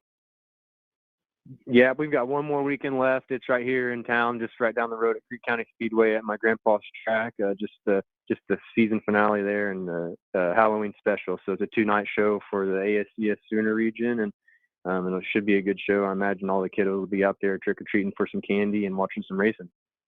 All right, man. Well, listen, congratulations to you. And before I do let you go, my friend, I do want you to thank your sponsors. You got under a minute. Yeah, absolutely. I want to appreciate you guys for having me on, first of all, and then You're welcome. Everybody backing me throughout this year. Being able to pick up the championships been amazing, and we wouldn't be able to do it without the wonderful people on board with Drive WFX, Western Flyer Express, and Smiley's Racing Products out of Dallas, and CSR Garage, Sage Fruit Company. The list goes on of a ton of people that we wouldn't be able to do it without. Hoosier Tire helps us out a ton throughout the year with Tom Lorenz out of Dallas. And, it's really neat to see how the team comes together with all these people that come together across the country to just help us travel and do the things we love to do. And all the while, those that are watching the camera, we're seeing me with my head down. We're actually working on social media posts, and you can follow Blake Hahn at Blake Hahn Racing and all that good stuff, and putting the word out there on social media so people can check out. And by the way, the archives are available once this show goes off the air. Blake, congratulations to you, man. Another big win in the Short Track Nationals. Thank you for your time. Thank you for your grandmother and all that they've done with the American Sprint Car Series. Sprint car racing is phenomenal, and they're a big integral part of that for sure. And good luck to you in the very near future. Absolutely. Thank you, guys. We really appreciate it. Not a problem, bud. Thank you very much. Be safe with that weather for sure. Yes, sir. In that nasty weather over there for definitely. And, of course, that was Blake Hahn joining us here on Finish Line. Charles, I bring you back in here. Can you believe that we're down to our final guest? Do you see how fast this show flies by? It has flown by very quickly. It certainly has, very quickly. And guess what? You're going to have fun with this guy. We enjoyed talking to this driver. He is our final guest, and it is currently 12:42 at our studio in North Carolina. It is 9:42 a.m. Pacific. To California we go, and Derek Thorne joins us now on Finish Line. He is standing up. He is propped. He is ready to go. I got a question, though, Derek. Derek. Yeah. Aren't you loaded up on the way to Nashville? Man, I wish we were. So no All-American 400 this year, huh? No, couldn't make it. Scheduling conflicts with some of the guys on the team kept us from having to make the trip back there, unfortunately. But after last year, man, that was tough. It was we had such a good run going there towards the mid portion of the race, and to get caught up like we did. Whenever you go back to these marquee events for us, like the Summer Showdown, All-American, the Derby, luck comes a big part of it. But it's just unfortunate when you work so hard, the whole week goes perfect, the car's fast, and then you have something stupid happen. Well, listen, welcome to Finish Line. First time in video format, by the way, because we've had you on several times in audio, but now you've evolved and you're joining us on video, and this is what Derek Thorne looks like. No, Derek, it's always great. It's always great talking with you. We've 3-4 years, so friendship, definitely we stay in touch from, even though me being a Carolina guy and you a California guy. But hey, congratulations on your chance at like your 5th or 6th Spears SRL Southwest Tour title and another big win and a hell of a season. You pocketed close to $100,000 this year. Is it really? That's a good number. No, it's been an awesome season. We've had, well, first off, thanks for having me on. It's been awesome to have you aboard and do what you do for racing, and it's been fun. And this year has been a remarkable year for us. Last year, I think we won 8 of 9, and this year we've won 9 of 10, I believe, in the Yeah. SRL with a couple big paydays that came up. The biggest one at Stockton, I think we went to the back. It was a go to the back challenge for an additional $15,000. So I think we pocketed a little over 25,000 that weekend. But man, to look back at this year and how it's gone, and to have the speed we've had, and it's hopefully it's more good things to come. We have the Derby left this season, but I pinch myself a little bit on how good things have been going here. And this year has been, obviously we're dealing with still post-COVID, not out of the woods yet. I'm a realist here. You got to do what you got to do to protect your family and your friends and your loved ones. If it's your choice to get vaccinated, it's your choice to not. This is not a political show here on Finish Line. But what I will say is it's still out there. But with that being said, though, we've got to try to find a way to get back to normalcy. You were in California, one of the states in the U.S. of A. for a long time that was on lockdown. Very difficult to be able to get to do the things that we love to do, that you love to do, being a race car driver, Derek. And somehow or another, you crossed the finish line last year with a condensed schedule. This year seems like it's been a little bit more, wide open, but there's still been restrictions. Yeah. But all the while, your take of the tire apocalypse and the shortage of race parts, we see it affecting the Southeast, the Northeast, the Midwest. Is it affecting California as well, Derek? I'm sure it is. Fortunately, we're pretty good. Like Byron Campbell has such an awesome team, and we're fortunate to have 3 super lates and a pro late, not including my teammate Carlos Vieira's couple cars he has here. So fortunately, we've been kind of Fury's got us hooked up when we get our cars from them, and we try to keep everything in house. But we have most everything we've needed. There's been a couple things that we've come short on that we've kind of had to take in stride, but. Yeah, COVID's made it tough for a lot of us, and I think the tire shortage for us is the biggest thing. We want to go back to the Derby. We run a 30-45, 30-35 tire combination out west, and we can't get a hold of any F45s even set up on or go test on ahead of time. So it's unfortunate for us to go into the biggest race of the season not having the right stuff to go back there on. But, at the end of the day, everybody's on the same page. I'm sure guys back east have had a little more time to gather up or gobble up some tires for themselves to go test and get prepared and whatnot. But we'll just have to take it in stride, adjust accordingly, and hopefully it doesn't affect too much. Do you feel like, is it going to prevent you from going to the Derby and the Snowflake if you can't find the tires? Have you reached out to Tim Bryant? Have you reached out to the powers that be at Five Flags? Is it the responsibility of Hoosier? When does it become the responsibility of the promoters to try to make sure what you need to race? Plus, you've got to go from coast to coast. And I don't. Obviously, Hoosier doesn't want this problem. Tim Bryant doesn't want the issue, but Tim and Pat Bryant and everybody at Five Flags, Steve Stokes, they are such great people to work with. That's why I think one of the biggest reasons they have the facility or the event they have each year at the Snowball Derby is because of the people they have in place that put it on. But they're doing everything they can in their power to make sure the tires are going to become available in the next couple of weeks, as I'm sure is Hoosier. But we're just kind of it's just a sign of the times, and it's just everybody's been dealt these cards. And I'm sure the tires that we get for the Derby are going to be pretty fresh, but hopefully in the next coming weeks, we still have 4 or 5 weeks before the whole thing kind of takes off. So hopefully by then they have kind of everything a little more under control and we have a little more assortment of tires to go through. Final guest on Finish Line, of course, is the driver of Derek Thorne out of Bakersfield, California. He picked up a big win, another win, 9 out of 10 races on the Spears SRL Southwest Tour.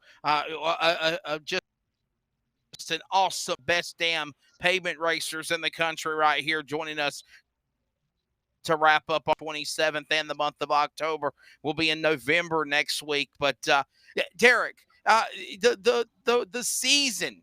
I think of you. I think of Jeremy Doss. I think of Cole Raz. Some of these drivers that you've had the opportunity to compete with this year. What's the competition been like on the Spears SRL Tour? This year was as tough as ever, I believe. Jeremy Doss wasn't able to run the full-time SRL, but he did run a lot of the pro late model stuff and followed the SRL series around. But it sounds like he's got a guy he's driving for now here out of the West Coast for the Derby. And then you have Buddy Shepard was really strong all year. Jacob Gomes, he should have had a couple wins this year and had bad luck kind of strike at the wrong times and ended up giving us the wins instead. And then, like you said, Cole Raz and Farrington and Rocha. These guys have either got Hamkeys or Furies, and I feel like a lot of these guys have gone with, our East Coast chassis manufacturers, which it kind of helps us West Coast make up for lost time. Before we used to not have East Coast stuff and have access to some of that information or those guys back there. And, sure, like with us bringing in Fury, we've been with Fury for the last 3 or 4 years. It's made things much better for us. Mike Keene in the shop has done such a good job with these Fury chassis, but Fury itself as a whole, I feel like the strength of that chassis manufacturer and what we're doing with our program and stuff like that's helped elevate us. And, I think as a whole, the West Coast brings in East Coast stuff as far as Rowdies or Hamkeys and your Fury stuff, and you got Port City and you got your Van Dorns, but I feel like out here on the West Coast, we have our own fight going on. We don't get back east as much as we'd like to prove what we have for speed, but it's nice to have the speed we have, and hopefully when we go back to the Derby we can represent the West Coast well. And of course, the Snowball Derby, the 53rd running of the Snowball Derby, or the 54th running of the Snowball Derby, actually, just announced the other day, is returning as the presenting sponsor of the Snowball Derby. A lot of big things happening. Derek, do you take advantage of the Saturday test before Thanksgiving or after Thanksgiving to go down and test for the Derby, or are you happy with your program when you go to Pensacola and you got a whole 4 days of practice before the big race? Or have they said things are going to be condensed because of the tire shortage? Yeah, no, I think everything's as of right now today. Everything's I call it a 10-day run. Like we go back there the Saturday after Thanksgiving. We fly back there that day, and we have a half a day Sunday and the Monday test for us to kind of go through our stuff and make sure everything's okay. Our pro late that we ran or we do run at Pensacola, we got wrecked up in Washington. We had to reclip it, and then we have a new engine, transmission, and that kind of stuff going in our primary car for the Derby. So I think more than anything, it's just helping everybody get in a rhythm, right? We haven't been to the Five Flags all year. So by being there those extra couple of days, it helps us kind of knock the rust off, figure out what to expect, and hopefully find some speed. But Pensacola changes every day. Like you test on Saturday or Sunday, have it be 70 degrees with 90% humidity, and come back on Monday and have 65 or 60 degrees with 30% humidity. Be chasing something completely different. So every day you're there, it changes, and you're always changing with the track and chasing it. But more or less just trying to get everybody in a rhythm, including the crew, myself, try to get all the rust knocked off and have everything ready to go when Thursday's first practice comes up. Derek, what does it mean to you and the 5150 Campbell Motorsports team to travel from California to the panhandle of Pensacola, Florida? And it seems like when Robbie Harvey does driver intros and Bob Dillner talks to you up on stage during pre-race or during your qualifying, there's a roaring crescendo, especially when you climb out of your car. Several times I've had the privilege to talk to you down at Victory Lane in Pensacola at the Derby weekend. What does that mean to you as being a driver from the West Coast and have so much fan love for you for Five Flags? I think when I flipped back in 2011, I think I gained more fans doing that than I have anything else. It's been awesome. I feel like 90% of the people that come up to me be like, "You the guy that flipped that one time?"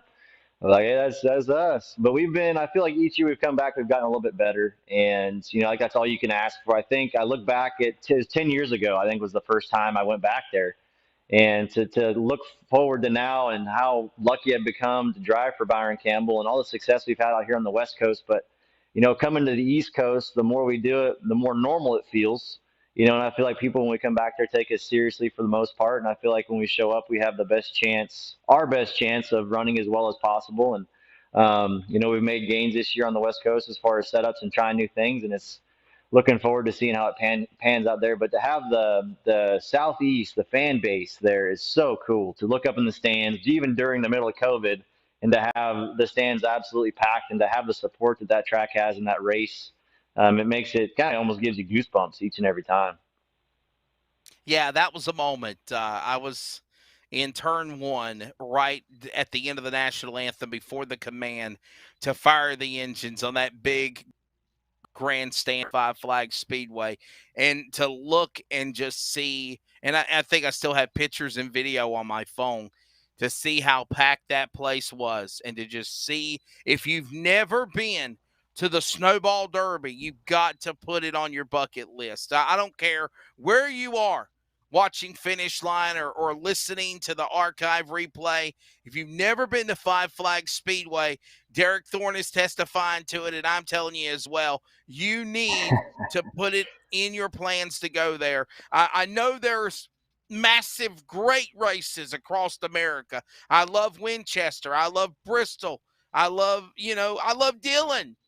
But definitely, the Five Flags Speedway and the Snowball Derby, there's nothing else like it. It maybe the Martinsville late model stock race might come close side by side with it, but make sure you can make your plan this year. Five Flags Speedway, snowballderby.com for information. A few more minutes with Derek Thorne. Derek, where do you go from here? Obviously, you finish up with the Derby in December. Are you done racing until then? Is it right now Derby mode? Getting the cars ready for the Derby? That's it. 100%. We ran our car this weekend at Kern, which is this one right here. We'll get this one cleaned up, tuned up. We got some things to fix on it after this weekend. This will go as our backup. And then the car in the corner, we'll get an engine transmission putting that here in the next week or so. And like I was saying before, our Prolate took some damage last race, so we'll get it tuned up and ready to go. And we'll hopefully go out and shake them down before we come back there to make sure everything's good. And, just kind of cross our T's and dot our I's, try to get prepared and get organized. That place, everything happens so fast that week that you got to be on your A game in every category. And we'll try to do that. I got to get the haulers ready, get the trucks and trailers, loaded up and stocked up and make sure everything's in there we need for our 10-day run we have back there. And hopefully everything comes together. And there is a lot that goes into stocking up and loading up those race car haulers. I've seen it firsthand inside the Campbell Motorsports toter and the trailer and the all of the travel and the back and forth from coast to coast for Derek Thorne. So Derek, yeah, man. I mean, you get down there to Pensacola. You've won. This is a runoff of your championship question. You've won so many championships now with the Spears SRL Tour. What is there next to do? I mean, have you thought of what to do next, or are you just? Yeah. Is it just you're in a stalemate because you're in California and Ricky Brooks has got the best thing in that area with the SRL Tour? Can you do anything different? What's the mindset there? Well, Ricky bridged the gap for us because 5-6 years ago, we were running perimeter cars with 9-to-1 engines out here in the SRL. And with the inclusion of Ricky, he kind of developed he pretty much transferred the Spears Tour into a similar rules package as what the Derby is, right? So now, 5 years ago, we were taking separate cars from what we run on a weekly basis to the Derby. But we've had, I say this a lot in a lot of my interviews, but we've had a lot of success. But with success comes, you have to have luck, right? Racing requires a lot of luck. And we've had a lot of luck in the Spears Series with the speed, right? To have the 6 championships and to win. I think we've won like 19 races of our last 21 races we've entered. But, That's we've phenomenal. been snake bit, like at the Snowball Derby, the All-American 400, the Summer Showdown, even the Winter Showdown we have out here. There's like 4 big races we run a year. And we've won the Kern All-Star Winter Showdown, and we've won the Irwindale All-Star Showdown. But like the Summer Showdown always snake bites us. The All-American has that, as is the Derby. So in a perfect world, we're winning every race. unfortunately, those races there seem to elude us. Even though we've had the speed, we've had the laps, we've been there each time. It's just a matter of hopefully having the luck, going to these bigger races, hopefully running some more of those, and giving us a chance to check those off our list as well. Winchester, Oxford, Slinger. Yeah, I think of lacrosse. I think of all of these big facilities. Will the time ever come, Derek, where you say, okay, look, I've literally kicked everybody's ass on the Spears Tour. I've done well. I've won. I've made my money. It's time to go national. It's time to, and per se, I think I got to retract my previous statement. Mike says he being a super late model driver going nationally all over, but we see Preston Peltier do it. We've seen Bubba Pollard do it. We're seeing Nassie do it. We see you do it, at least for like 5 flags in the All-American. But could we see Derek make a quest going all over the country, running just big races, going for the money, basically? I don't think so. I look at there's obviously many layers to that question, but the biggest one's finances, right? This is money. It takes a lot of money to go do it. The next big problem is time. Mike Keem, our crew chief, has a full-time job with a muffler shop, builds shotgun ribs. Right in the middle of the summer months, Byron, the owner, they have 4-star fruit and they do a lot of table grapes, and he's right in the middle of being super busy through that time as well. So and then I like seeing my kids being home, my wife and my kids. I'm only 15 minutes from work to home. So we run 12 races to 15 races a year max. That's usually as many as we'll do, just because of logistics. It just is so tough to travel this team and to have the people and to do it the way we do it. It makes it tough to go to the Oxford 250, back it up with the All-American 400, go back to the Slinger Nationals, hit up the Winchester 400, go hit up the Derby, try to run some big races out here on the West Coast. Logistics just becomes a big issue and hard for everybody, and on top of the money part of it. But in a perfect world, absolutely. Would it be fun to load up a toter home in a trailer, go run the super late, like a super late model national tour? God, that would be fantastic. But unfortunately in life, it's some things you just hit a few speed bumps. Wesley will get you divorced, in a very nice way of saying that, right, Derek? Right. And my wife, I'm sure if I showed her that schedule, she'd be like, well, what is this? What is this stuff? Oh, wow. For sure. Oh, man. The opportunity, if it to run a super late model national tour, let's say there was a super late model national tour that was maybe a 6-race series or an 8-race series. Would that be something you would consider? And another segue to, if NASCAR came knocking, Derek, would you take it? At the end of the day, you have to look at the fact of what keeps the lights on in the house, right? That's at the end of the day, you gotta make a living for your family. So, but that would be fantastic if there was a super late model tour.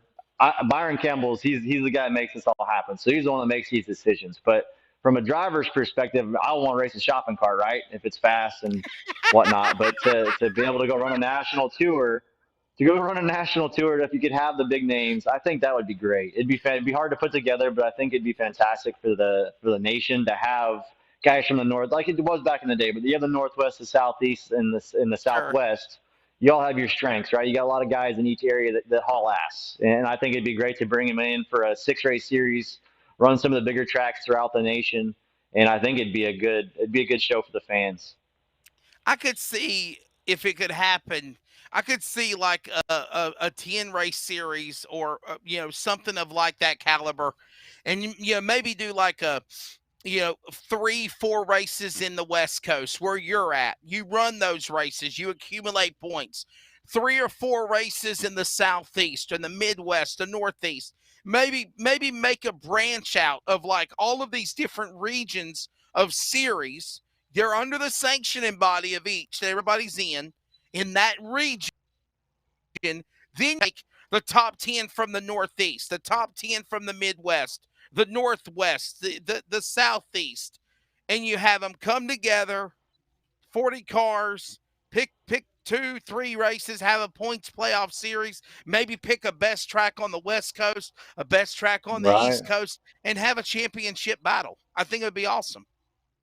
I think it. Oh, absolutely. And I don't know why. I mean, you have to have the sanctioning body to do it, and you'd have to have the points fund to do it. But let's just say you tie, instead of making, let's say, 8 races, individualized and having a separate event, because you already got the Winchester 400, you have the All American 400, you already have the Snowball Derby, you already have the All Star Showdown and the Summer Showdown here on the West Coast.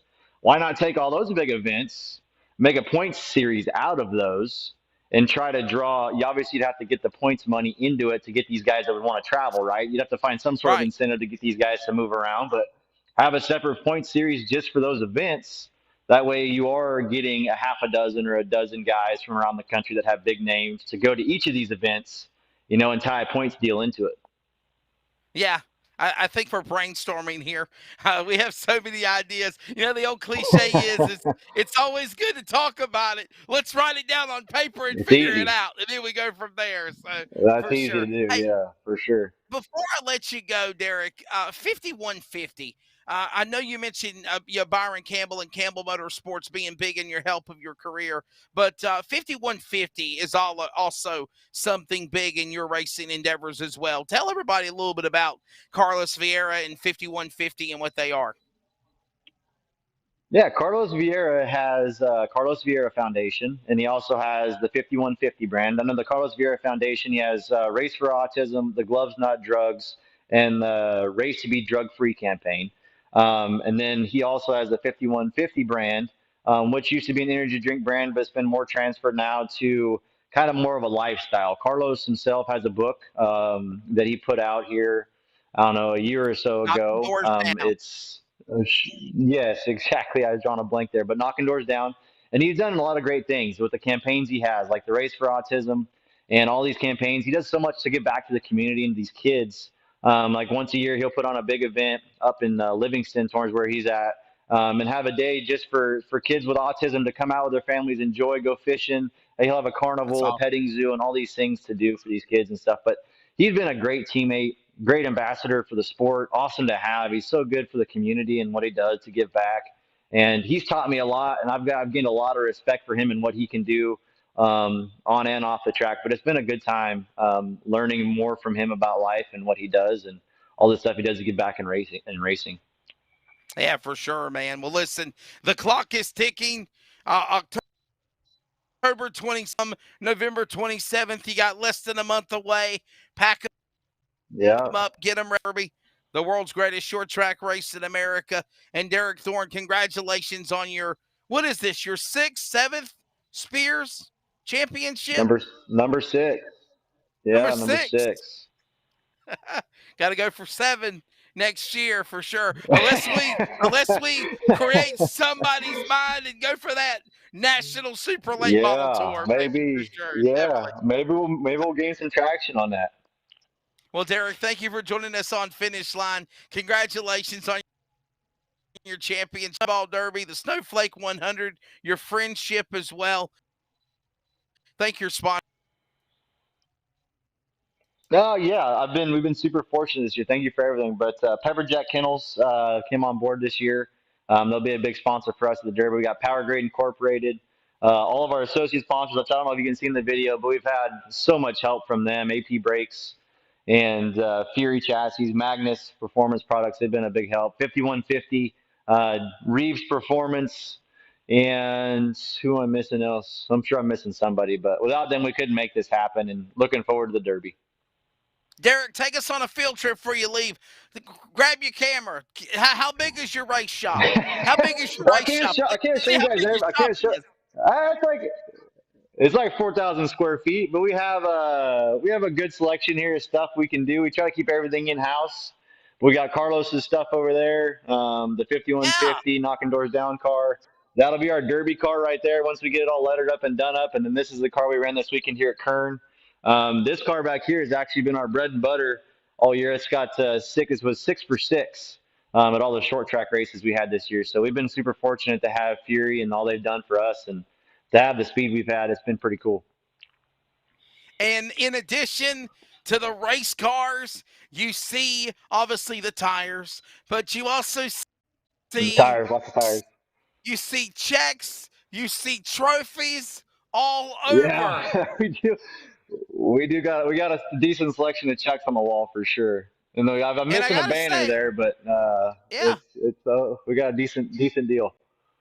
Well, the 2021 banner will be coming soon for sure. And I must say, for you to be in a brick bunker metal building, you got pretty damn good cell service as well.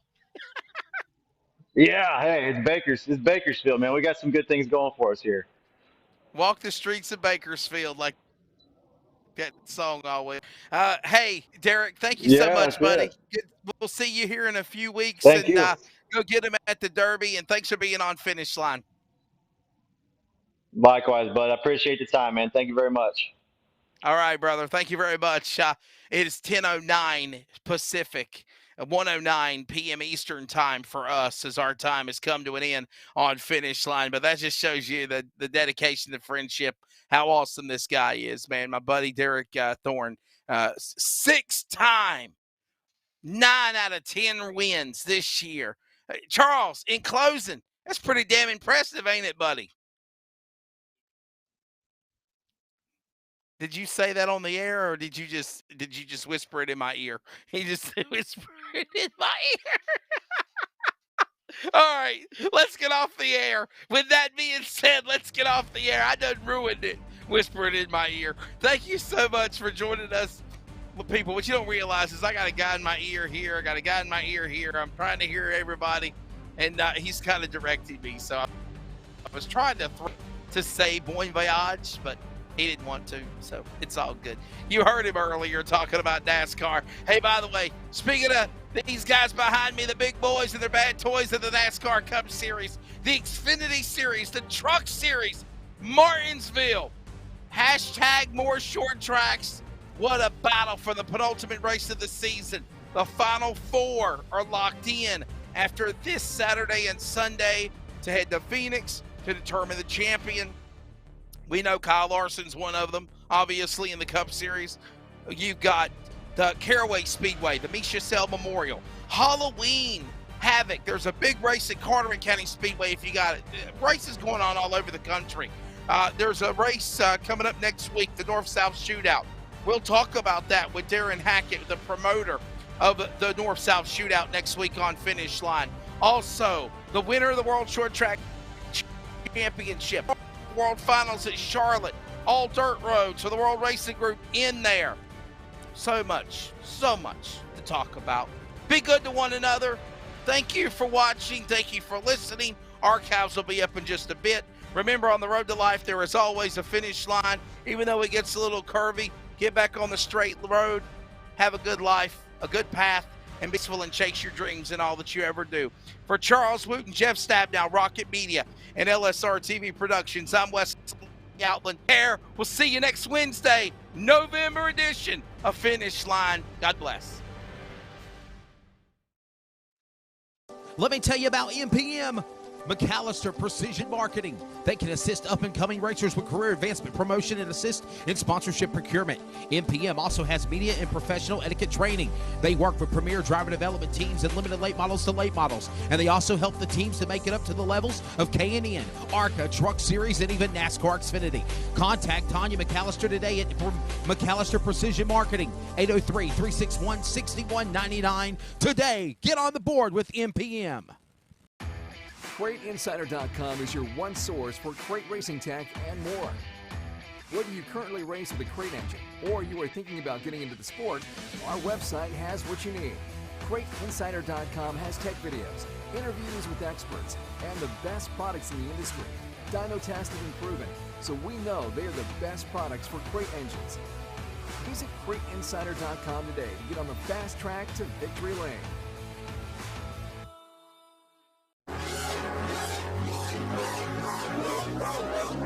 If you have not ordered at DirtCarLift.com in the motorsports racing world, you are absolutely way behind. But if you are an existing customer of the Dirt Car Lift product, you already know about why they use the concept of stop jacking and start lifting. DirtCarLift.com helps make things very easier in the pit area. Whether you need to change a flat tire, make a shock or spring adjustment, DirtCarLift.com can get all 4 sides up immediately, then having it go around from side to side to car to car. By the way, they have a special package and price for existing customers with a few changes to make your life a little easier. Give them a call at dirtcarlift.com today. Call them up again at 770-898-3907. 770-898-3907. And find out why the concept is true. To stop jacking and start lifting with dirtcarlift.com at the races today.